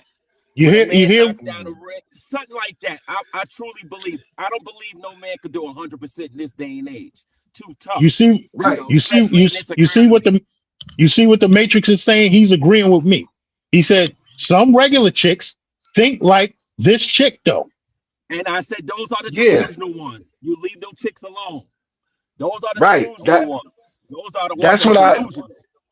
That's what I wanted to say to answer your question before I had to catch this other call. Is that these listen, like what I agree. Now I watched a little bit of it earlier. I probably didn't watch as far as we went, but this is like she said. You have to play on the level that you on. You know what I'm saying? You not on that level to fly a girl out, or like sometimes Gans will say, stop talking about Bernice Burgos because you ain't got Bernice Burgos money. You know what I'm saying? Hey, Gans, regardless this is of a lunch pal. Gans, pardon me, Mr. D. This is a lunch pal, Gans. This is a lunch pal, all right, brother? This is a lunch pal. Guess what? I don't need it. I don't need those no more.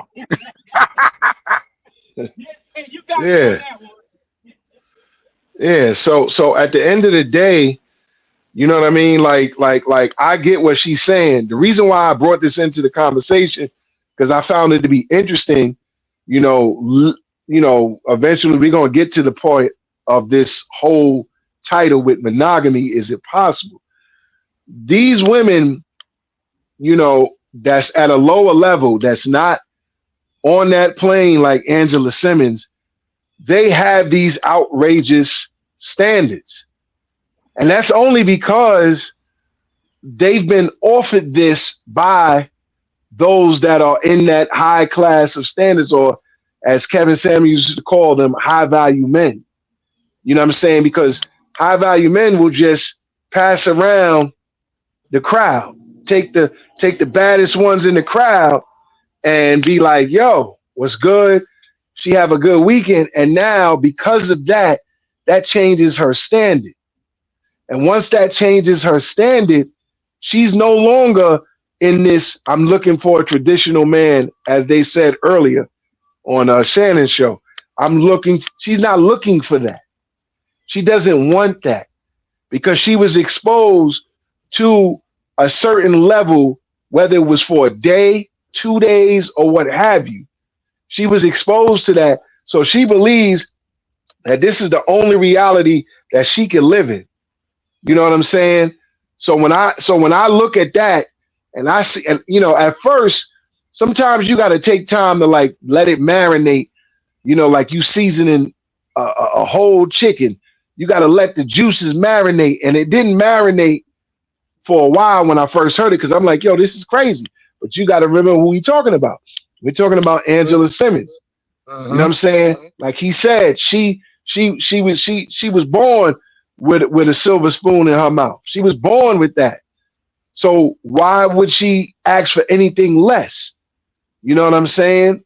Where you got, the CVS broad or the broad working in Walmart, and she's like, yo, if you ain't driving this, or we ain't flying out to this, or you taking me to Ruth's Chris or whatever high profile restaurant it is, I don't want nothing to do with you.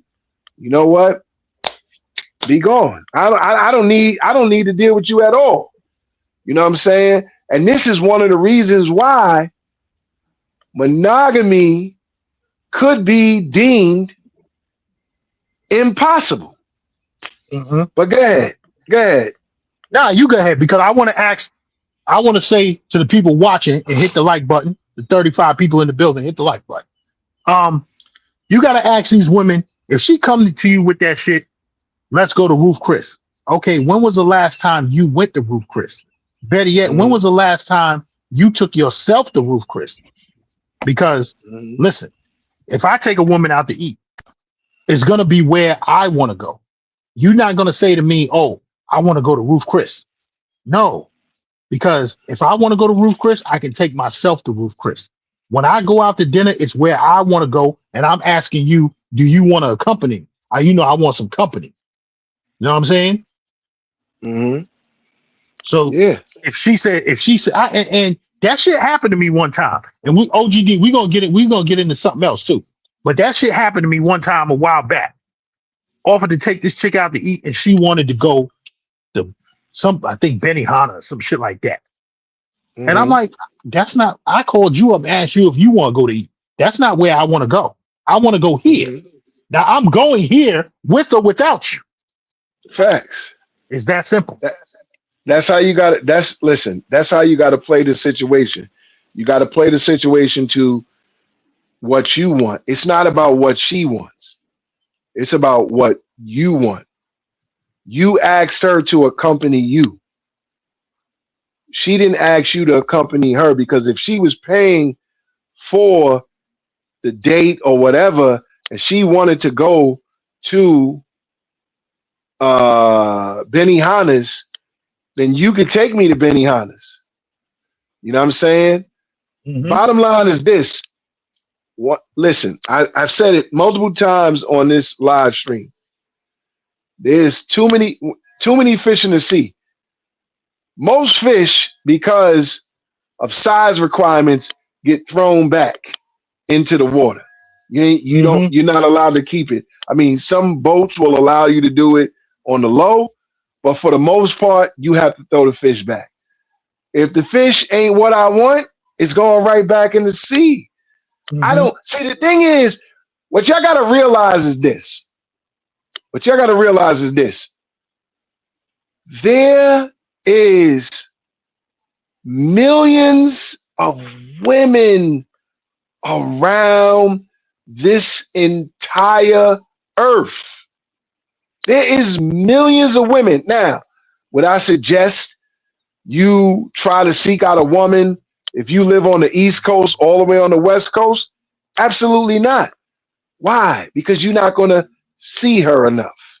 Why not? Okay? We in a new new day and age. OGD. Right. Wait. These dudes is in New York and got a girlfriend all the way in Thailand. But go ahead. Listen. Realistically, that's just if and when you're in Thailand, okay, you can deal with that person, right? From the beginning of time, long distance relationships, in my opinion, just never work. Okay, I've done it, and it didn't work. Okay, the point I'm trying to make is there is so many women. Somebody in the chat earlier said New York has the baddest women. Absolutely. I'm not even going to disagree with that. Listen, I'm not going to disagree with that New York does have the baddest women, but a city like Detroit has bad women there. Eventually, I'm going to hit Chi-Town. I know Chi-Town got bad women because I know a couple of women in Chi-Town. Houston got bad women. Khalil says send a link. Miami got bad women. Atlanta has bad women. North Carolina, all over the United States, there's bad women. But there's bad women in Dominican Republic. There's bad women in Colombia. I've never been to Thailand, but Thailand, I've seen bad women out there. I've seen bad women all around the world. So you, as a man, don't have to settle, just like when you go in car shopping. You don't have to settle for the first car that you see that you think is fly. You could think about it. You know what I'm saying? I would say the state of California as a whole has the baddest women in the U.S. I'm gonna say this, Romeo. I agree with you to an extent. I will tell you one thing I love about California women: very hospitable, like the women down south on the East Coast. I love the California women. I mess with a couple of them out there, and they not only are bad, but they're very hospitable. You know what I'm saying? So you don't have to accept the first car you see or the first car lot. You can go to multiple car lots. You can, before you even go, look at all the dealerships and see what their inventory is and see what you want to test drive and look at. It's the same thing with these women. You don't have to lock in the first one you get. It's all about, do they match your energy? Listen, I'm going to say this and I'm going to land my plane. You control the chessboard. You control it. You're in control of everything. Where y'all go, what y'all do, how y'all do it. You're in control. You approach her, you're in control. She approach you, you still in control. That's the way it is in life. Men, that's the reason why we in the predicament we in for most of us, because we lost control. So like Khalil said, it's time to change that. Let's gain that control back by getting it in control. Okay. Salute to the 30 people in the building. Yo, y'all hit that motherfucking like button. You know what I'm saying? Ain't nobody in that goofy nigga travel sphere giving y'all this kind of game. None of them. You know what I'm saying? You rocking with the gangster lifestyle. Khalil, what up? You set up? You set up now? You can hear me? Yeah. Yeah, I'm back set up. Okay. I'm back So set yeah, up. so did we really dive into the topic as of yet? Let's really get into it. Is monogamy possible in this era? Let's really get into it. With everything that's going on, like OGD said. You got the women, the men. Well, the men on the scale of the Angela Simmons is higher. Those men are dealing with multiple women, right? You got the middle class men, the men of our status. They're dealing with multiple women. The ones that don't go overseas, some of them, right? And then you got the ones that go overseas, traveling from country to country.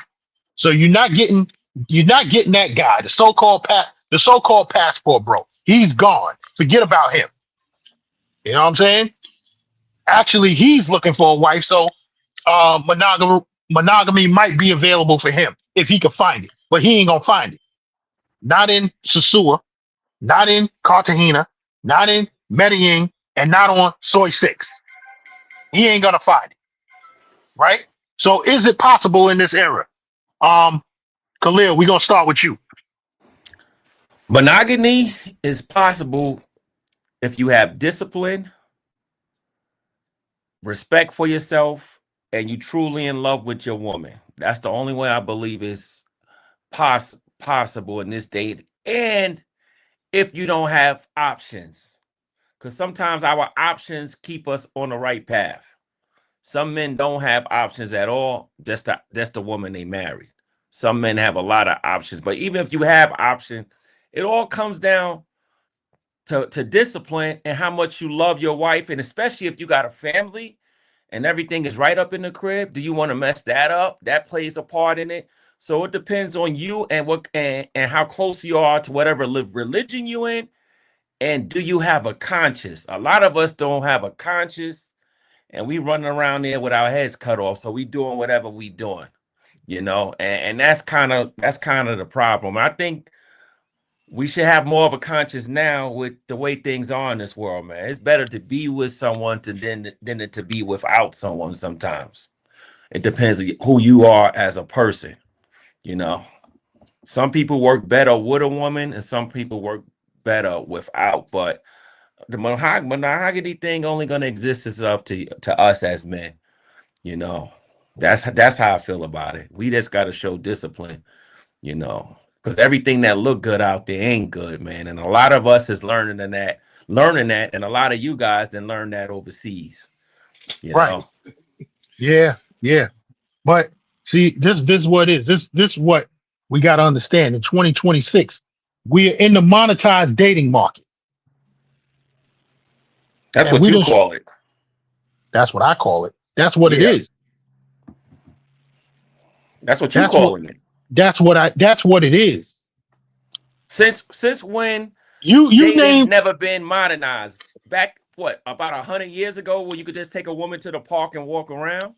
But once the first burger joint open, or the In-N-Out spot, the outside place where we got the burgers and the shakes open up, you was gonna meet a girl in. That's when we started to have to take a girl on a date, when things like that start popping up. I know when the first McDonald's popped up in Bed-Stuy on Kingston and Troop, a girl was like, yo, can you take me to McDonald's? And at that, I think a cheeseburger was like 69 cents or something like that, you know? So I remember when kind of like dating started happening, when girls asked you to take them beyond the park. I remember those days. It's always been monetized. OGD. Okay. Well, do I think monogamy is possible and impossible? I think that, again, like Khalil said, if you're disciplined enough, it is possible. But I'm also take the side of impossible, because I believe, and this is my belief, that monogamy was never meant to be something that we would live by in humanity. I feel that monogamy was created for us to not inhabit the earth as much as we could. What year you think monogamy was recreated? I can't tell you what year. I don't know what year it was created. Because another if you another question I got for you. Okay, we can go. Let's go back to we're gonna say 1800 or 1700. How many men you think back then had more than one woman? I'm not talking about just the kings and the people. What percentage of men you think had more than one woman back then, before all these rules came? in the 1800s and the 1700s? Yeah, what percentage of men you think had more than one woman back then? I don't think it was a question of they had more than one woman. I believe that they impregnated more than one woman in the 1800s and 1700s. Now, are you referring to a time in slavery, prior to slavery? No, let's get beyond slavery because that's forced. Most of that was forced intercourse or forced relationships or what relationships so you're talking was allowed. about before that. You talk about like medieval times and stuff like that. Yeah. Well, you got to remember that the average lifespan back in those days was no further than maybe 32 to maybe 40 years old if you were lucky. And people didn't even. So what time you didn't even think we was recognize allowed to have all these women? Because the difference I don't think that there was. We still making a lot of babies. This motherfucker people that's getting a lot of abortions. That's the difference. Here's the thing. Babies are still being made, but more babies are being taken out through But abortion. listen, here's the thing. Abortion wasn't big back then. See, here's the thing. You got to look at it like this, right? You got to look at it like this. As time went on and as laws was created, and rules were put in place, these rules and laws were put in place to control the land, right? Think about it like this. Why do men naturally want to have so much intercourse? And you got to understand, this is not, men want to have intercourse because they just like having intercourse. It's in your nature to conceive consistently. How many men today, back of 10 years ago or whatever, have been chronic masturbators? And the only reason why they're chronically masturbating is because they don't have a woman every night to pop off with. You know what I'm saying? So it's just like in the animal kingdom. You think that a male lion and a female lion will have intercourse, create 3 or 4 lions, and if he goes over to the next female lion, that the female lion he had the babies with is going to go to that other woman and say, "What you doing with my lion?" They don't even speak. Now, it just happens. Those prides, them females get aggressive about that male, that dominating male lion. Right. But what do they do? Aggressive to the other females now. Yeah. Get them off rule. Right. But what do? They fight, and whoever wins ends up getting impregnated. And just it's like never, there's no rules. With all the lions, all male lions don't get to have sex. The dominant one get to have sex. So that's the same thing in society today. The weaker males in our group got to jerk off. Well, let me say this. Or go to Colombia and hold hands. Now let me say this, Gans, real quick. Watch this. Yo, I seen that video. The one he was holding hands with, the one he was holding hands with was a dime. I ain't say what. I ain't saying nothing. I'm just speaking, man. Not. I'm It just, wasn't. I, It wasn't. It hey, I wasn't. had a good day It wasn't no. delivering It it wasn't down, no. man. I'm just happy It to be on wasn't. my Yo. It man's wasn't show. no mud duck. It wasn't no mud duck with stab I didn't wounds in her say nothing thighs about nothing. All I just said what I said, and a man. I dusty just told afro. he, Mr. D Now, set you listen, up, man. He leading me down the path, man. I apologize, man. It's him, man. but listen to this. Listen to Hey, this. Think about it like this. Think about it like this. Okay, let's fast forward to even where the rules are in place. There's no more slavery. Our great grandparents, I call the quiet generation, right? Those generations was popping out 10 kids, right? Was popping out 10 kids.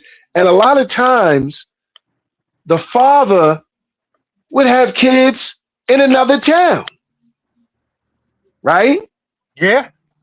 Now, Yeah. as time went on, you seen these men, these our great grandfathers or great grandfathers, they would have 10, 15 kids. They probably would have 10 with the mother that's in the home.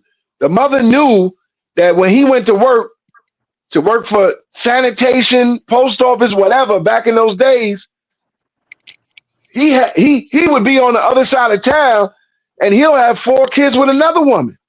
Mm-hmm. And they'll just keep having kids. Now, as time goes on and the rules change, and like Khalil said, abortion clinics start popping up, and then they come up with the welfare system to slow it down. All you're seeing is a consistent slowdown of having kids, even to where places like, I believe China, if I'm not mistaken, I probably have to look it up. China, it got to a point where you was only allowed to have 2 kids because they was making so many kids at one point. You know what I'm saying? To where now, in 2026, the majority of men have low testosterone.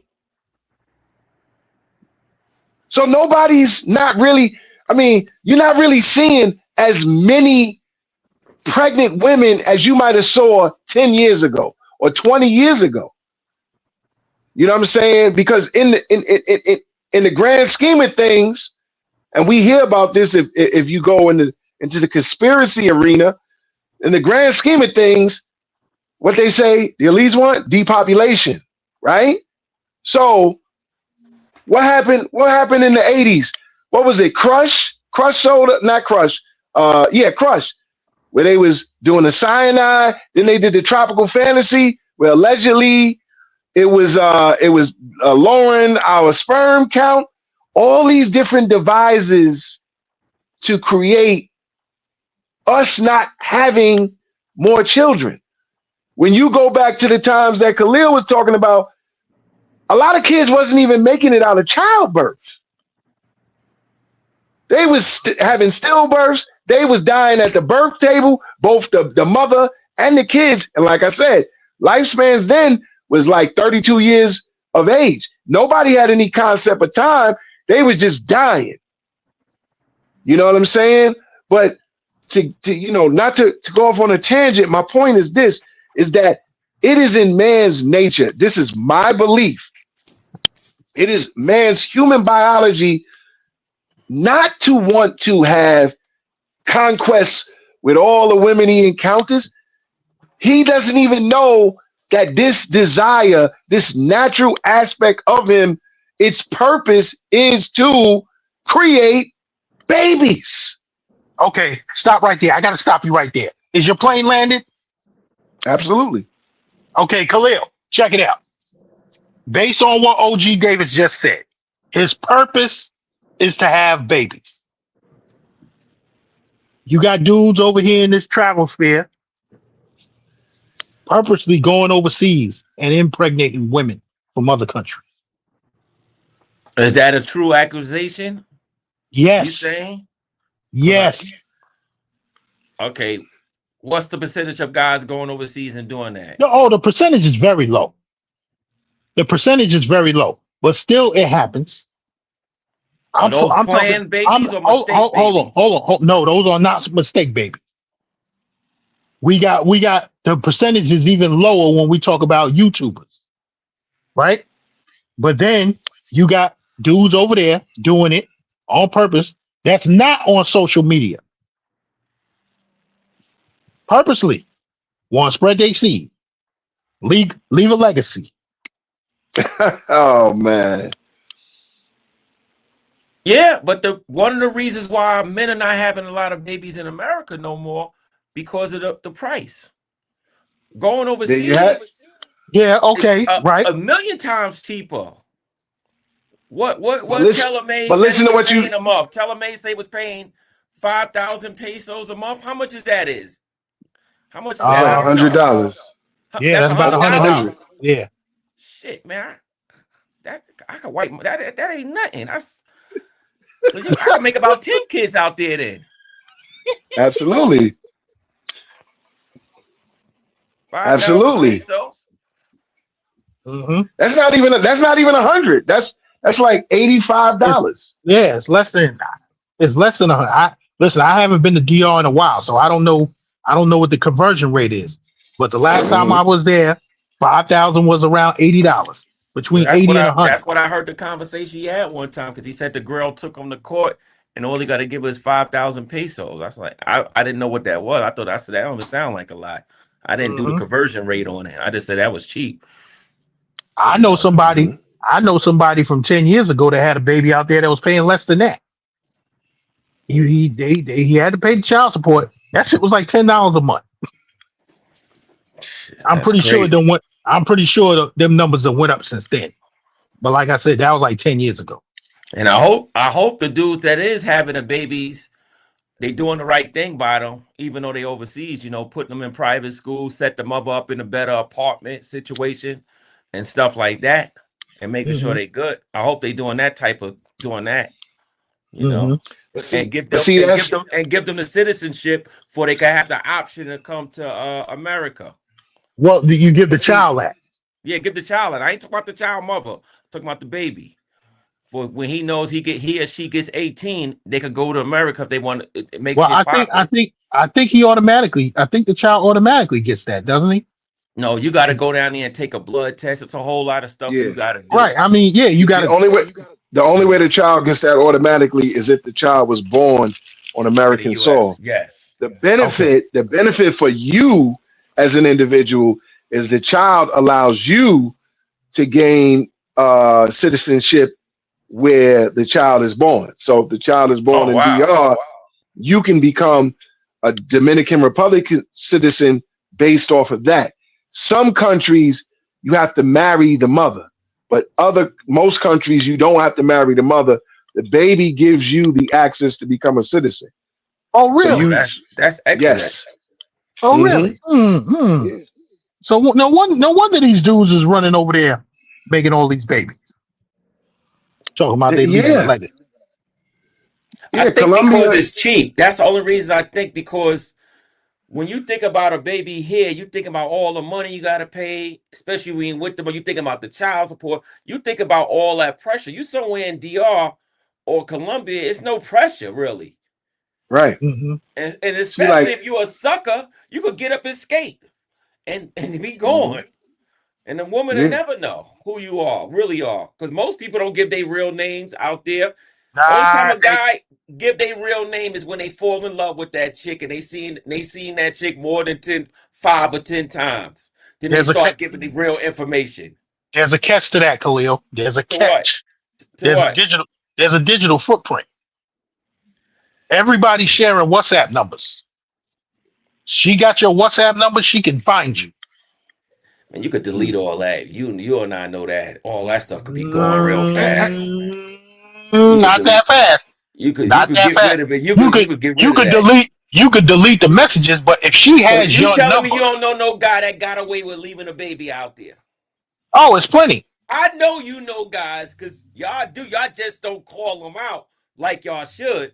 But I know y'all know guys that left some children, especially you. You've been to DR to sue at least 48 times. So you gotta know some guys that left some girls out there, left children out there. What? What's wrong, Mr. D? I'm not. What he said? How many? My bad. 37 times. I apologize. 37 times. 50. Huh? How many? 50. Damn. He knows. He knows guys that left babies out there. He just didn't call them out. Because if I know somebody that left a baby out there, I'm gonna call them out. 3 times a year in 10 years. Let's do the math. Especially we know how hard it is in these countries, and you leaving a child out there stranded. I got to call that, and I can't be sitting in no bar having no drink with a man like that. 3 times a year. Nah, let's average it. Yeah, let's. You've been there more than 3 times a year. Come on, man. 3 times a year. No, because not every year I went 3 times. Sometimes I went twice. So the first 10. So the first. So listen. More than 3. So listen. The first 10 years, he went there 3 times a year. No. The first 10. My first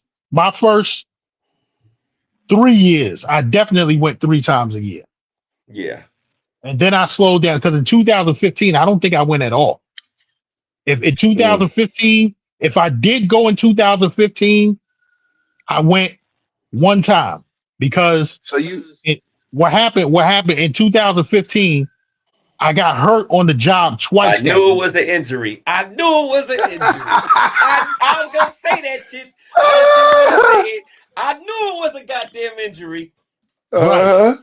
So I got hurt on the job, right? And so I didn't go for the Memorial Day trip, right? And then in the summertime, for some reason, I went to South Beach, Miami. Don't ask me why. Right? So legitimately speaking, you have over 30 stamps, either the Puerto Plata or Santiago. Yes. I told you. I remember he told me 37 times. And how much is the majority of it is Puerto Plata? 75%. Yeah, there you go. Because Santiago is the trip through the mountains. And see what it is. You don't want to get up. You don't. It ain't the fly in. It's the go home. So now you gotta leave earlier. You gotta leave earlier to get to Santiago. Know what I'm saying? Because it's either the trip through the mountains. It's between an hour and 2 hours. You know what I'm saying? So you got to leave earlier, as opposed to going to Puerto Plata when it's 20 minutes to the airport. Not even that, 15 minutes. Know what I'm saying? So 75%. And the last 5 years, for what year did you stop going there? 24, right? Yeah. And that's what you went to Sasua in 25, I think. Once. I didn't stay there. That was like a drive-by. That was like a drive-by. Smart. That's when you decided whatever you fell in love with in Sasua, you're gonna fly it out and hold hands with it in another country. No, hell no. What the hell is you talking about? That wasn't me. Sasua needs you back. That wasn't me. Sasua needs you back. Flip said, "Come on out. Do one more celebration." Nah, not this year. Not going at all this year. Do you think Sasua is still a good spot to go to, or what? Nah, these niggas have fucked it up. And we ain't talking. I ain't talking about the latest niggas. I'm not talking about the latest. I'm talking about the niggas before them. I'm talking about the niggas before them. They don't fuck. I'm gonna disagree with him. The fact that they've cleaned their, or I don't know because I haven't really paid attention to it, but the fact that they were cleaning it up, you know what I'm saying? I mean, you still have access to the situations over there. You just have to know how to contact the situations. But do I think that it's still a good spot to go to? I think it's still a good spot. it could be a good weekend warrior type situation. You go there for 4 days. The beaches are excellent still. You know what I'm saying? And the food is good. You know what I'm saying? It just doesn't have, all the entertainment that it once had, which is okay. You know what I'm saying? We don't always have to travel for the entertainment. Listen. Let me tell y'all why what happened last summer happened in Sosua. Why the Europeans want all that land. You're not getting those beaches like that nowhere on the north coast of Dominican Republic. Know what I'm saying? Romeo Carrero can correct me if I'm wrong. Puerto Plata, I done been over there on the Malecon. That is not a nice beach. That beach is worse than Cartagena. Way worse. Way worse. Right? Matter of fact, that beach is worse. That beach is worse than Jaco Beach. Know what I'm saying? So Sosua, Cabarete, those are the most beautiful beaches on the North Coast that I've seen. Know what I'm saying? The South Coast, Santo Domingo doesn't have a beach. You got to go to Punta Cana. In Punta Cana, you're gonna spend some money. They got a beach called Juan Julio Beach. Where's that at? Julio Beach. And it's about 20 minutes outside of the city of Santo Domingo. That's the only place I've been to in Dominican Republic. That's a beautiful beach right there. Listen, you got the other shit where everybody used to go to chat. Y'all can, because I can't think of the name of it. I've only been there once. Because I only been to Santo Domingo in Dominican. Visual I've Height. been there 3 times. Visual Height just named 3 beaches. Which ones he say? He said the one I said? Boca Chica. Boca Chica is where you. Farther. Yeah, that's not even far from Santo Domingo, either. Boca Chica. Mm-hmm. Yeah, he got it. Yup, Juan Julio. That beach. I remember that beach. That beach was beautiful. Yeah. But the reason why the Europeans, Chica, man, they made some good ass damn red snapper, man. It was delicious, man. Nah, I got better red snapper. Shout out to Mofongo King in Sosua Beach. That's the best red snapper I ever had. You know what? I would go back to Sosua just to go to Mofongo King. I would go to Sosua just to be on some chill stuff, man. Because Sosua is not a bad spot to chill. Like I said, they have great food. I don't drink at this point in time, but the drinking is affordable.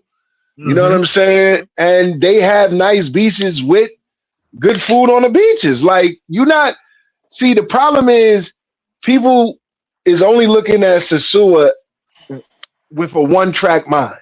Yeah. Right. All it is Pedro Casante. You listen, that is still accessible. It's just not in the open. You know what I mean? So it doesn't change. And then they put the Hard Rock Cafe right there. You know what I'm saying? So you got a casino to go to. You still go to Flips. He's still there. Rumba is still there. Like all these places are still there. So the only thing that's missing is, as Khalil would put it, the dirty feet. That's it. Yeah, we would have to get my cousin on the live to talk about, because he just went there. And while we on the topic of Sosua, the viewership went up. For everybody that came in the building, hit the like button. If you're not subscribed, subscribe to the channel. Yes, let's get those likes up. And you should go out to Sosua because you made great Let me tell you why. Forget about all that other stuff. You made relationships out there with people that that got business out there, and sometimes you should go out there to support them. It ain't gonna cost nothing to go to Sosua for a couple of days, support someone's business, then hop back on the plane, show them love, then let them know you're there for them. Unless y'all developing fake relationships out there, and what kept the relationship glued was them shorties in them wrestling suits and them fake Nikes. Fake Jordans. Fake Jordans. He said wrestling suits. Oh man. Yo, that's y'all why. talked about this camaraderie stuff in Sasua, but when Ah, they took the strip away, all of y'all was gone. Y'all was gone. So all that fake brotherhood crap, I don't believe none of that Yo, stuff. Khalil, listen, Khalil, I would go back out there. I would go back, like, when I went out there for the first, I've been to DR, right?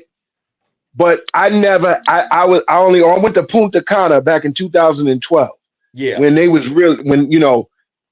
really like starting to build up Punta Cana. This is before all the major clubs that's on the strip now out there, before all of that was there. It was only about the resorts, and they had just built a Hard Rock Cafe maybe a year or two before I got there, right? So the thing is, when I went to Sasua, in spite of all the activity that was flowing down Pedro Casante, there's a lot of stuff that you could do there. Like there's literally beaches that you can go to. They have monuments that you would definitely thrive on the pictures out there with the birds that's out there. You know what I'm saying? Like there's stuff to do. You know what I mean? People see that's the thing with the goofy space. The goofy space is dependent upon the traffic. The traffic. That's all that they depend on. You don't need that. Like literally, yo, I went out there on a Thursday. Gans picked me up from the airport. When we got over there, we went straight to the money exchange. I got to visually see things, and then I dropped my stuff off. We went to the villa. We didn't even stay in the villa long. We was in the villa maybe about an hour. It had started to rain and it stopped. Yo, we went out to Rumbas. Man, Rumbas was popping. The DJ there played his behind off. Like it was nice. You know what I'm saying? And the weather was good. You know, like I said, the traffic, that whether it's there or not, it does not matter. You can still have a good time there. Like there's so much to do there, you know?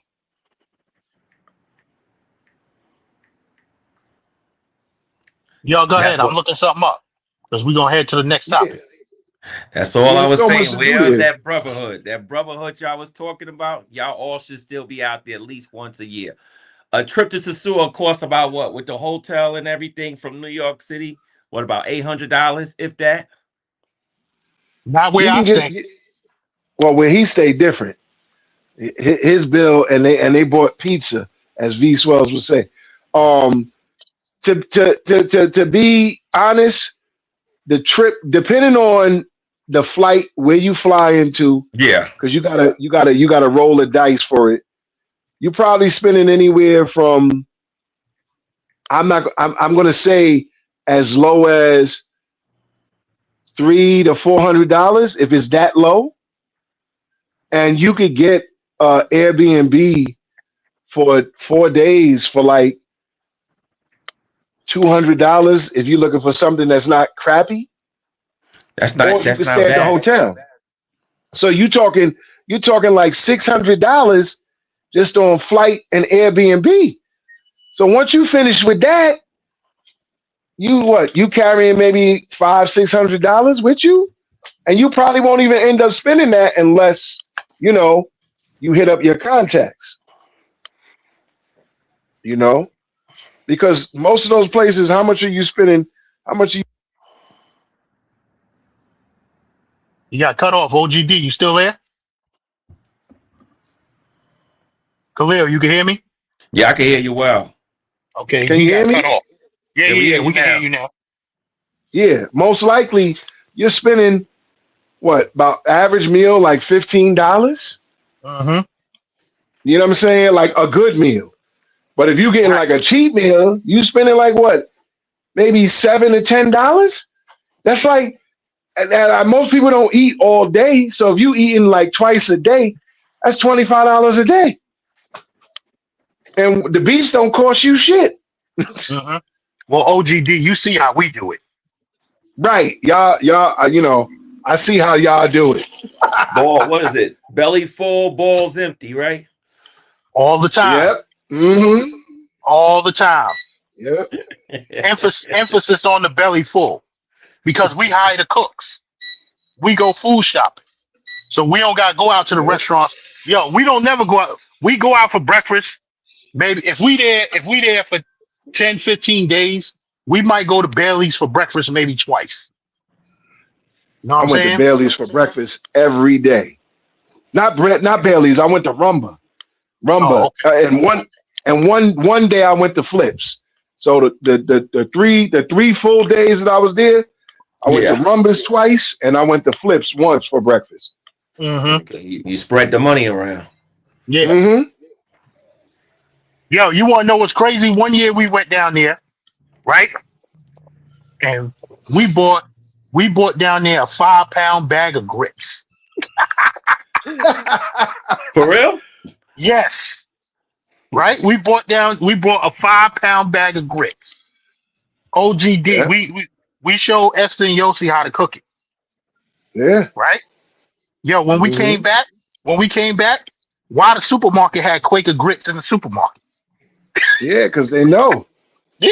They know. They cater to what we want. And so now you got love grits.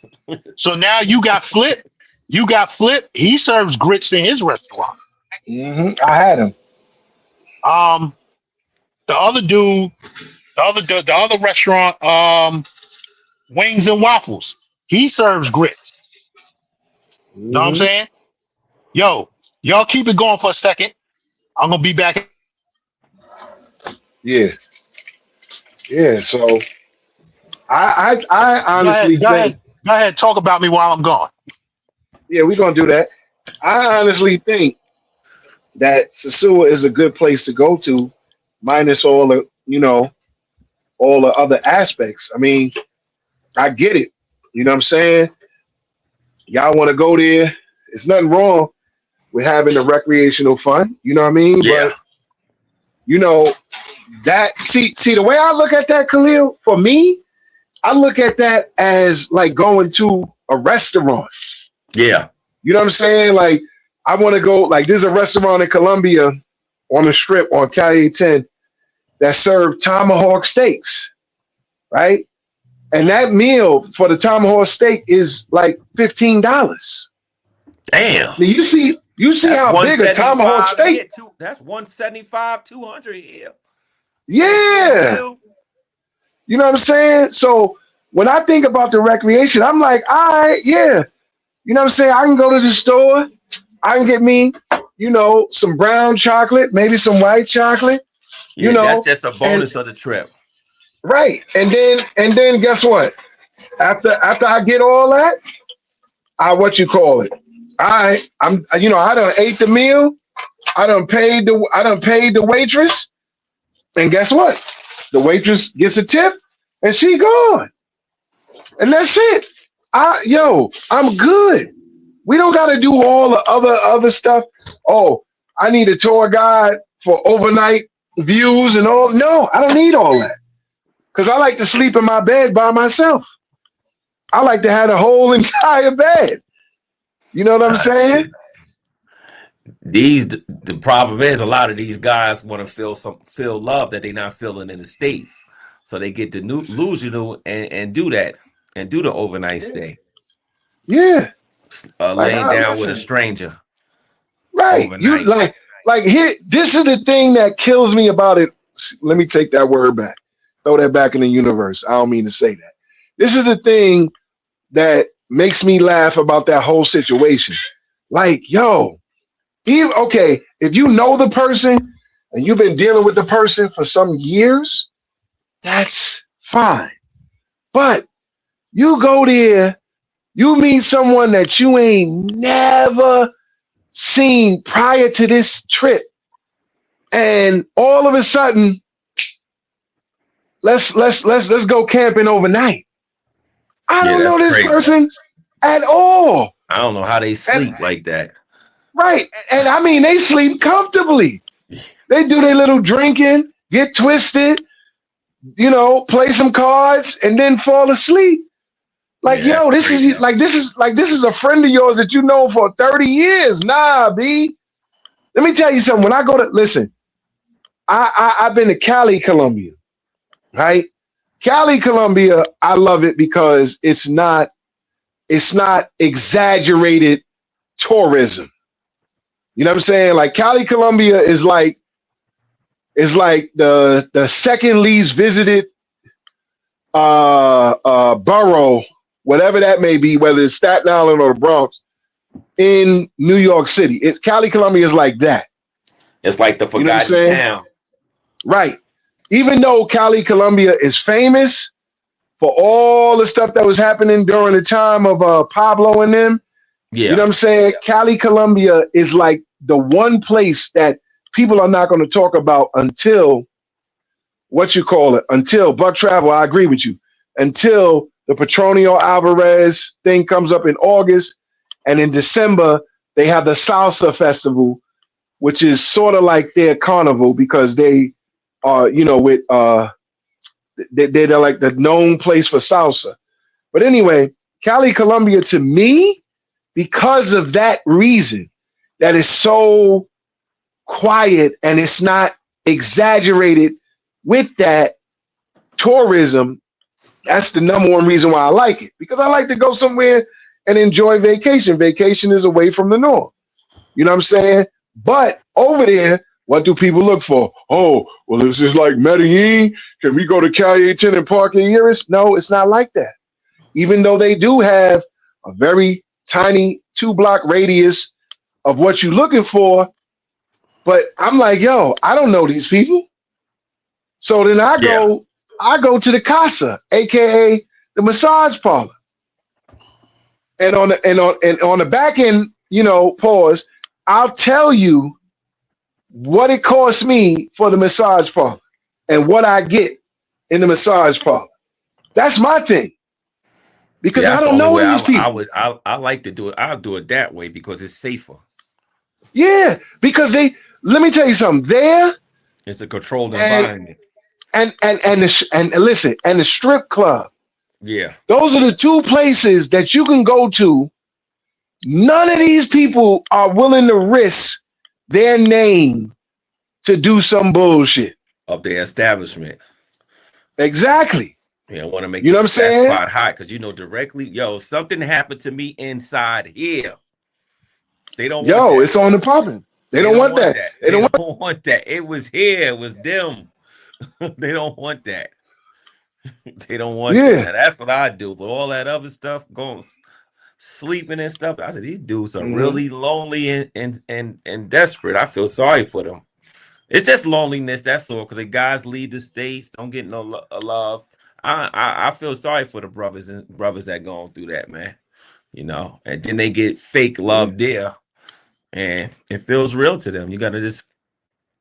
That's it. I don't knock the hustle, but I understand. And that's what's kind of messing up the damn game. Yeah, man. So I'm back. Where we at? What you call it? We just been chopping it up about Colombia, a little bit of DR talk. Buck Travels, exactly. That's the best thing to do. What's that? The Casas, the massage parlors. That's the best thing to do. I agree with him. 110%. Khalil, hold on, Khalil. Didn't you just go to Medellin?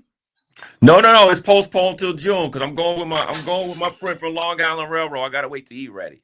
We put the trip off till June. Long Island Railroad. My friend that works for the Long Island Railroad. I'm going with him. He's Panamanian. I'm not going out there by myself. Hold on. Time out. Y'all messed that place up where a person can't go out there by themselves too tough. Time out. You going out there with a dude from Long Island Railroad, Panamanian. Yeah. Is he retired from Long Island Railroad? Yeah, he retired. His name is, I ain't gonna put his name out there. I say Khalil told me the name. His name is Chris. My ex-wife. No, not Chris. No. But you know Chris. No, I know you talking about. I don't know him, but I met him through him. I met a lot of guys through him. Yeah. I done chilled inside they spots over in Grand Central Station and all those places. I done chilled him back in there with them and drank and stuff and talk shit. Cause I was just with Chris. No, his name is Toby. Okay, so you know Mark.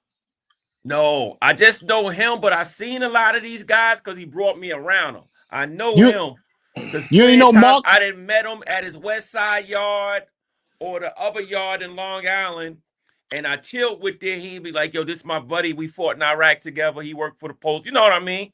And I Okay. chilled back there with them, but I don't know them like I know him, so I don't want to No, say that.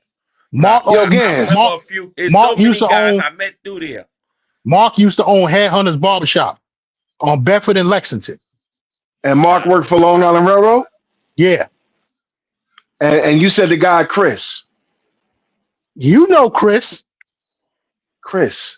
I don't know. OGD, you know Chris. I met Chris That's- before? You met him through Noose. I don't remember, but okay, so you got Chris and you got Mark that owns the barbershop. Yeah. Okay. Let me pop off for a second. I'm gonna come back. How long you staying on?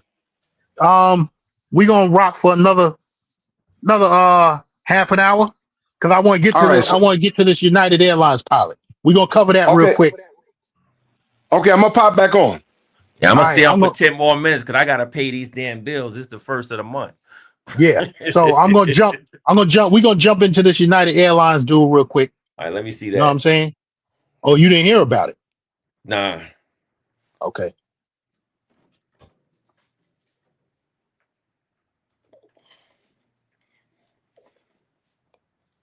Flight attendant based out of Texas is now missing after a layover in Medellin, Colombia. Air Commandant Gutierrez Molina arrived in Colombia last Saturday and was supposed to return to Miami Sunday morning. Authorities in Medellin have issued a missing persons alert for Gutierrez, saying he was last seen Sunday in a mostly residential area. Sherm Gill, a close friend of Gutierrez, says that he went out to a club during that layover. Family and friends were able to pinpoint the location of his phone. It wasn't a residential area, but messages are no longer reaching him. According to a retired FBI agent, the facts that... Okay, that's an old one. Let me see. This one That's a says pilot, 48 you said? Or flight attendant? flight attendant.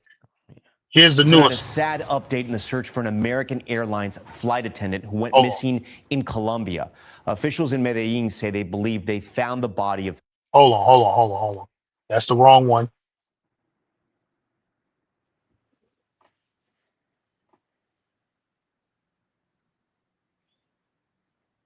Man, why did I have to do this all over again? You just should have went to the next one.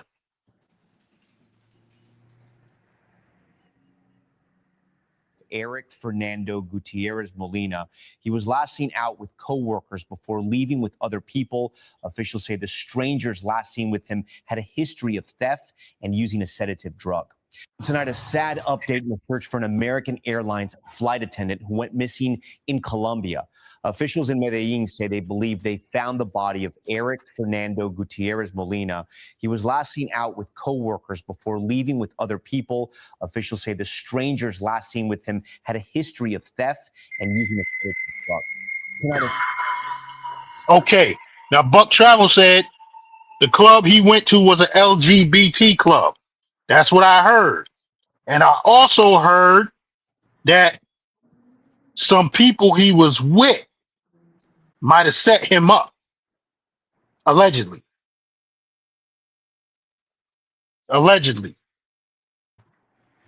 Now, if he going to a moist club, I ain't got no comment on that topic, on this topic, 'cause that ain't my world.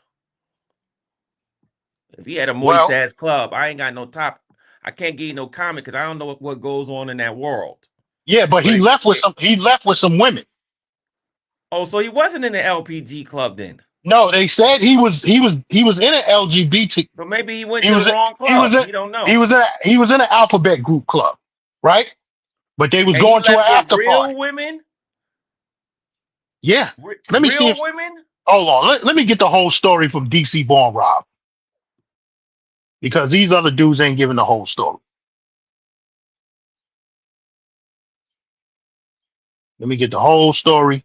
Let me see. DC Born Rob.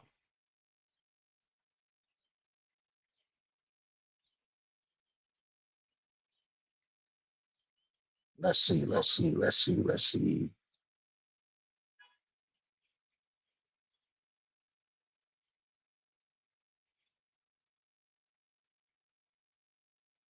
Okay, here we go. Make sure that's the latest one.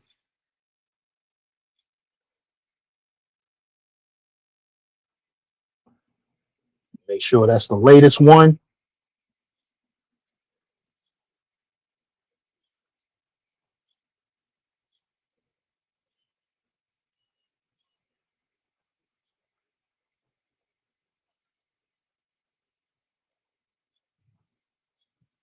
You're watching DC Born Rob, Erasing Borders. And now, the news. Breaking news from Medellin, Colombia. Unfortunate news to have to pass on this evening. But first, a quick heads up. Americans in Colombia applying for a visa now need an FBI background check. Get yours in 24 to 48 hours using OnCall Colombia. OnCallColombia.com. The information is on the screen as well as in the description of all my videos. Make sure you tell them Rob sent you. Now, it is Friday, March 27th at 5:24 p.m. I'm just finishing work and I have a story that's been passed on to me, the story that I hoped I would not get. It is definitely unfortunate news to have to pass on to you. I have this one story. Let's jump into it right away. The lifeless body found in southwestern Antioquia is believed to be that of the American Airlines flight attendant who disappeared in Medellin. Mayor Federico Gutierrez reported the discovery of a body between Jericho and Puerto Iglesias that would correspond to that of the Hispanic auxiliary. Since last Sunday, authorities in Medellin and the surrounding region have been on high alert and have deployed maximum institutional resources to find Eric Fernando Gutierrez Molina, a 32-year-old American Airlines flight attendant who was last heard from on March 22nd after going out partying in the capital of Antioquia with a colleague. The aforementioned colleague returned to the accommodation in the early hours of that day with signs of disorientation. However, Gutierrez did not return. In the last few hours, Medellin's Secretary of Security, Manuel Villamejia, revealed that the investigations were progressing and that they already had reliable information indicating that both Gutierrez and his companion have been victims of people involved in robberies using scopolamine. Despite the fact that search efforts in the city and region were progressing with the goal of finding Gutierrez alive, at about 1:30 this afternoon, Friday, March 27th, the mayor of Medellin, Federico Gutierrez, reported through his X account that a lifeless body was found in southwest Antioquia that will correspond to that of the flight attendant. Through his profile, the governor of Medellin wrote, "Since last Sunday, we have been searching for Eric Gutierrez, a U.S. citizen who is missing. Unfortunately, a body has just been found between the municipalities of Jericho and Puerto Iglesias. There is a very high probability that it is this person." Sources in the region provided El Tiempo with the authorities' report regarding the discovery of the body. The report states that residents of the Puerto Iglesias district spotted a possible lifeless body in the waters of the Rio Piedra stream, about an hour from the center of town. The mayor of the capital of Antioquia also reported that the body is currently being transported to the headquarters of legal medicine in Medellin to carry out the corresponding investigations to verify his identity. On the other hand, Mayor Gutierrez revealed, "I just personally delivered the painful news to his father who is in Medellin. I have also informed the United States ambassador to Colombia and the consul general of this sad situation." As previously reported, Gutierrez confirmed that the investigations into the case are very advanced and that the authorities already have clear leads to identify those responsible for the events. In addition, FICO, who announced a joint press conference with the city secretary of security for Friday afternoon, called for the extradition of those responsible. The disappearance of Gutierrez. Gutierrez arrived in Medellin on March 21st after a layover on a flight from Miami. Upon arriving in the city, he and other flight attendants went out partying in the popular Provenza neighborhood, but Eric never returned. According to the accounts gathered by the authorities of the capital of Antioquia, the assistant did not show up to fulfill the itinerary he had scheduled for the following morning, March 22nd. The account of one of Gutierrez's colleagues is key to the authorities' investigation. According to the woman, Gutierrez left with a colleague and, as previously reported, went to the Provenza area where he ended up partying at a local establishment. El Tiempo has learned that it is one of the most famous nightclubs in the city and one of the most renowned worldwide. At this establishment, Gutierrez and his colleague met two people with whom they had been sharing the night until the nightclub they were in El Poblado closed at about 3 a.m. in the morning. Later, these individuals allegedly invited Gutierrez and his partner to another location to continue the party. However, the following morning, there was no news of Gutierrez, and his companion returned to the lodging where they were staying in the city disoriented. So she had to be taken to a medical center where it was confirmed that she came into contact with substances. The authorities' investigations. On Thursday morning, Medellin Secretary of Security Manuel Villa Mejia revealed details regarding the investigation underway to find the whereabouts of this foreign flight attendant. He was in the city for work and went out to a public establishment with other co-workers, specifically in El Poblado. Gutierrez and a woman left with two other people for another establishment in Itagüí, and that's when he was last heard from. The woman arrived at the lodging somewhat disoriented, the official recounted. Regarding the investigation, Villa had specifically revealed there has already been significant progress. Vehicles, people, cell phones, and information have been identified that for now allows us to conclude that they found people with a history of committing theft using scopolamine. This is unfortunate news to have to pass on again, yet it is news. I know I personally prayed, and a bunch of you guys did also in the comment section. This is definitely unfortunate. I'm going to stop it right there. Now check it. Khalil, when I go to Medellin, I ain't staying out till no 3 in the morning. If Noose was on here, he'll tell you. I ain't staying out till no 3 in the morning. And if I do, I'm definitely not going to no fucking after party. You know what I'm saying? Sounds like he's from there though. That's what I was. Buck Travel. If you sound like you might know a little something about the story, I'm gonna drop the link. Buck Travel, if you want to come up and talk about it. There. Yeah, because they said his father was in Colombia. Sounds like, and I'm looking at his last name. It sounds like he's from there. He just got lucky and got a citizenship in America. Man, I mean, listen, if last name ain't gonna mean nothing. Hey, you know what I'm saying? I'm just saying it sounds like a Hispanic or Latino okay, last name. He's Mexican. He's Mexican. Oh, he's Mexican. So what is father doing in Medellin? Is father from there?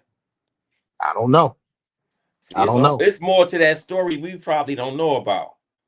Flight attendant, he might have did something wrong for the cartel. They might say, yo, you ain't putting the keys on the plane like you supposed to. And they got rid of his ass. We don't know. We don't know. We hear flight attendant. You know they be wanting them flight attendants and them pilots to transport for them. That's a long time. You remember the chick from Queens? Yeah. That black chick from Queens. I think she was working for Delta Airlines. Yeah. She was bringing in boatloads. Yeah. That's a weird story. And it sounds like that's not the first time he been partying out there. I'm sure it was the first time him partying and having a layover in Colombia and going about on the town. Come on. It might be more to that story that we ain't hearing. Yeah. You know, I'm just joking about the drug thing. I don't want to put that on him, but I'm just saying we don't know what's going on with that because it sounds weird. And it sounds like he's a person that was seasoned to run back. Any of them flight attendants, they run back and forth to those different countries. They know what they're doing out there. You know, so that's it's more to it than what they telling us. So Romeo Guerrero said they got security video of the chicks he was with. So Buck Travel, he said he was engaged. He was in an LGBT club, but we know he left with women. So we don't know what all that shit was about. Maybe he go both ways. I don't know. When you've been out there in Colombia, have you seen like transgenders walking around out there? Is it open like America? Yes. So it's open so they're not getting beat up for that out there, like in Africa, somewhere in Kenya, they would get beat up for that out in the streets like that, dressed as a woman. You know, so that's not happening. They operating freely, and they right on the strip. So that could have been what he was with. Yeah, that's what I'm saying. If he was, because that I never really hear about a straight dude going into a LBG moist spot Yeah, and coming out with women. I don't. yeah, It's a different time though. I don't know what y'all doing out there in Colombia. You know. yeah, yeah. It's saying he's confirmed he was in an alphabet group club. And he came out with 2 women. Listen, the cameras could show you the long hair and all of that, but you know when you see him in person, you gonna know if it's a man or a woman. Oh, okay. I don't know what the hell going on. Yeah, You know what I'm saying? The camera's gonna be distorted a little, even if it's clear video. You know what I'm saying? You looking at something? Get the hell out of here, you nasty ass cat! There's fucking cats in my yard. And I didn't even hear them say nothing about no. Did they say he got drugged or what? Yeah, he died from the scope. See, these people got to know how much they got to. It got to be a way you could look at a person. It's like, Listen, yo, they don't care.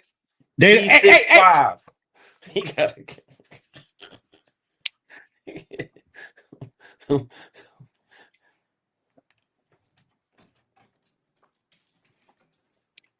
Nasty ass cat in my yard, and I'm getting ready to get that getting ready to get my grass in the backyard together. You know what I'm saying?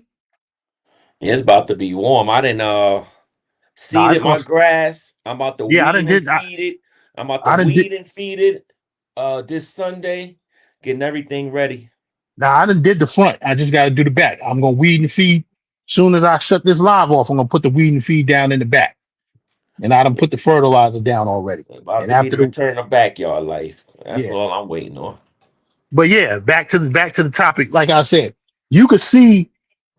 You know what I'm saying? You walking down the strip, Kaye Yeah. 10 or whatever.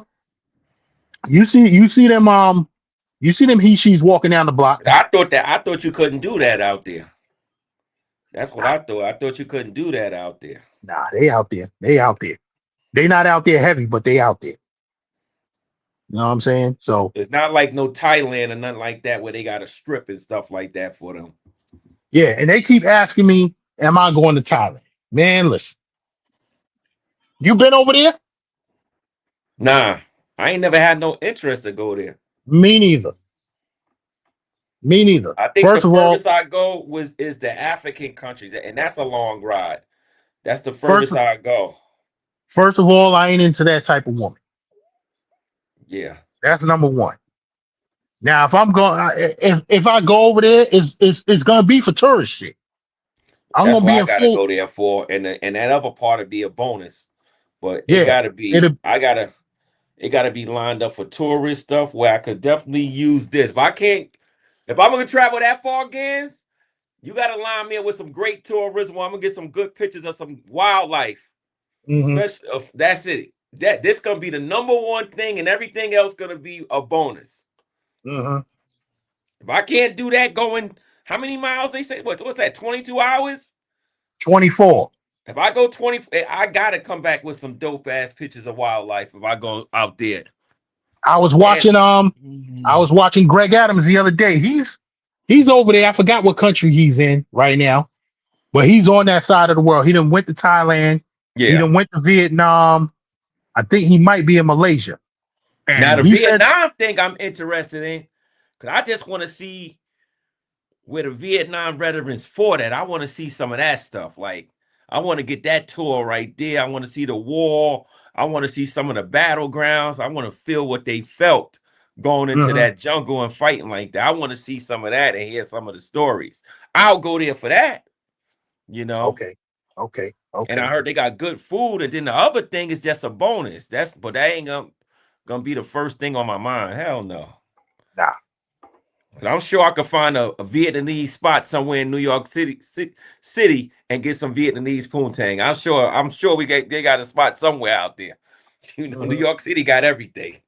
Yeah. Yeah, Well, I'm chilling. I'm chilling for a while, getting my motorcycle together. If you saw the beginning, I might. Who knows? You I might be getting a $45,000 bike. No. I said 45,000 is too much for a bike. See, when you were saying about Harley-Davidson, I think with them, they mess with black people, but they don't mess with black people. You see that and I right think there? that, and that's they downfall. And if you look at their history, the chopper bike, all that come from us, black Americans. All that shit. And I went into a Harley-Davidson, and I'm looking for the pictures of the brothers that created that stuff. They ain't even on the walls. They're not on the walls. There was an engine that Harley-Davidson had. And there was a black man that designed that engine. I gotta Google him and look him up.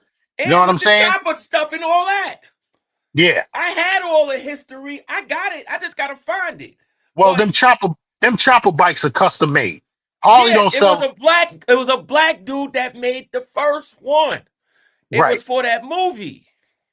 Yeah, but the Harley doesn't sell the bike like that. With the big handlebars and all that shit. But what I'm saying is, we got a lot of history with that place.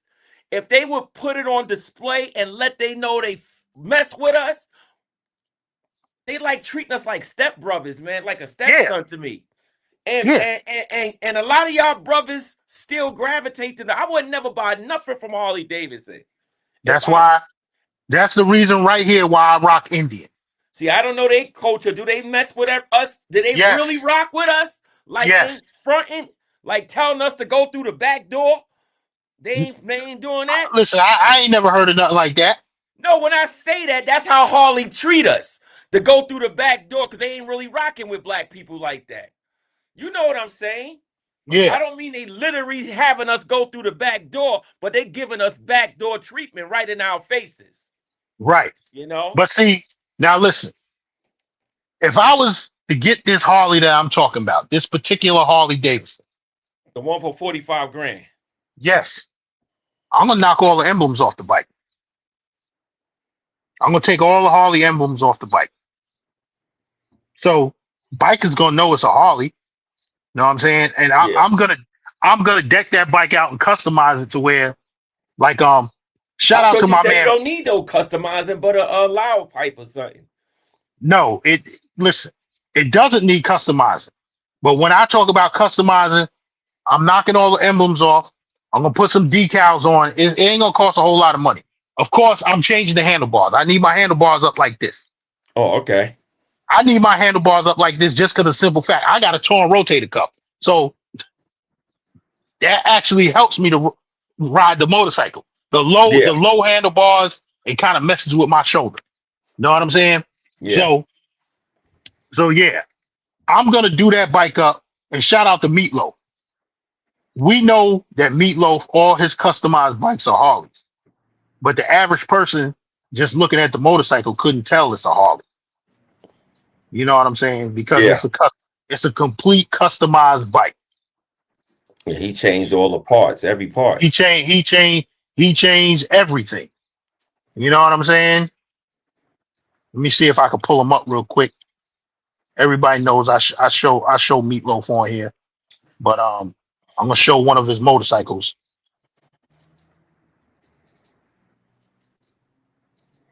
How about when y'all go to Black Bike Week? Do Harley put something out there for black people? Yes. Or what? They do? Yes. Oh, that's good. I just don't see no commercials. When I did see Harley commercials, you ain't see one Negro in that commercial. It's always some white guys when they did. Well, on YouTube, you always got, like, a shout out to dude called Traveling Tall. He's always showing off Harley. Whatever Harley come with, he's on YouTube with it. And does he get a lot? He got a lot of followers. Yes, he got over 100,000. So Harley threw him a sponsorship. Yes. Oh, that's good. Mm-hmm. See, now let me show y'all this right here. Y'all can't tell.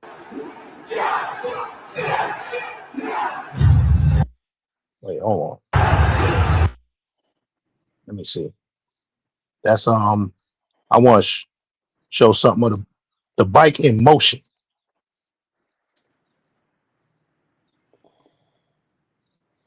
You see his motorcycles? Yeah, that's nice. Mm-hmm. This dude, he got He got over 100,000. He got over $200,000 invested in motorcycles. You know what I'm saying? Yeah.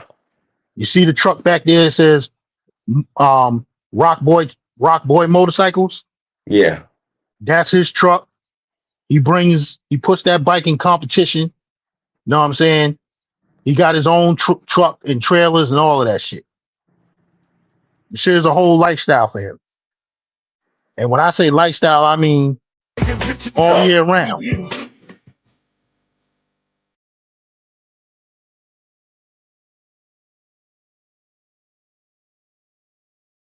Those some nice colors right there.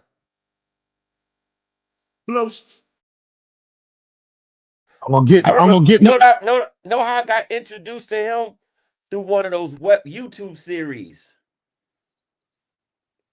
Which one? He had a YouTube series on it on YouTube. Oh yeah. A long time ago. It was like rock, a drug series or something. Yeah, Rock Boy Lifestyle. Yeah, that was real good. I thought he should have kept that How do going. you make it without a father? I said, wow, that's got to be a difficult thing for a young man to make it in this world without a father. Because, look, man, a boy without a father is like an explorer without a map. See that bike? That bike started off as a Harley, but after he finished customizing it, you can't tell. Yeah, that's a nice bike. Now, I'm not even into motorcycles. That's a nice bike. I can show you. He all over Bed-Stuy.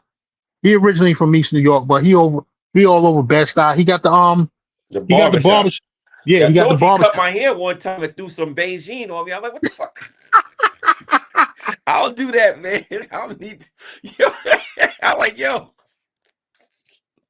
And charged me an arm and a leg, man. The haircut was good though, but I didn't like the Beijing. I'm like, nah, I don't really want that. Don't put that stuff on me. He said, "Nigga, love stop it." V Swells, no, I love the motorcycle lifestyle. Know what I'm saying? But like I said, I might jump into this Harley. It ain't gonna be now. It'll be at the end of the season. Know what I'm saying? Because so you already got a nice bike. I don't even see why you would want to get that bike. I'm not trading it in, because if I trade it in, they're not gonna give me what I put in for the motorcycle. Shit, 45,000. That shit gonna jump to at least 50 something with taxes. Yeah, once you try and get out the door with it, tax, title, registration, you at 50. Yeah, you know what I'm saying. And so my cousin was saying, why you don't want to trade in your bike? That'll take care of some of the costs, because ain't nobody gonna give me what I put into my bike. Hell no. See, the best thing to do, the dealership ain't. Now I might get it on the street. Yeah, but because they on the might street, like with all that custom stuff on the dealership, want to strip back down the factory settings. That's what they want. Unless you still got those parts from when you brought them sitting in the box in your garage, and you could put the factory parts back on, then take it to the dealership. That's something different. Nah, I ain't got those parts no more. You know, that's what a friend of mine used to do. He would keep the parts, the original parts, and then when he go trade the bike, and he put all those parts back on the bike. Yeah. So if I was to sell it on the street, I need 25,000. You know what I'm saying? So. And even on the streets, guy was like, yo, fuck all that custom shit you did, nigga. I don't care about that. The blue book says this right here. The blue book says this. Fuck that. I ain't tell you to add all that extra shit. Matter of fact, you can take that shit off. Well, I tell you what. You know how I tell you what. on the street. So he gonna say. So he gonna say. So he gonna say. He gonna say, yo. He gonna say, yo. Take all that shit off. I'll give you 20,000. All right, cool. I'll take your 20,000. And for me to take all this shit off, since I got to pay the mechanic to take all this shit off, you gonna give me 5,000 to take it off. Yeah, you might as well just keep the bike, man. Yeah. Keep the bike in the collection. Next thing you know, when you buy a new one, you got 2 bikes now. All right, Gaz, man, I gotta get this white man his money for these goddamn bills, man. Yeah, I gotta do the same thing. And I'm getting ready to get out of here. Like I said, I gotta throw this weed and feed down. All right, later, brother. All right.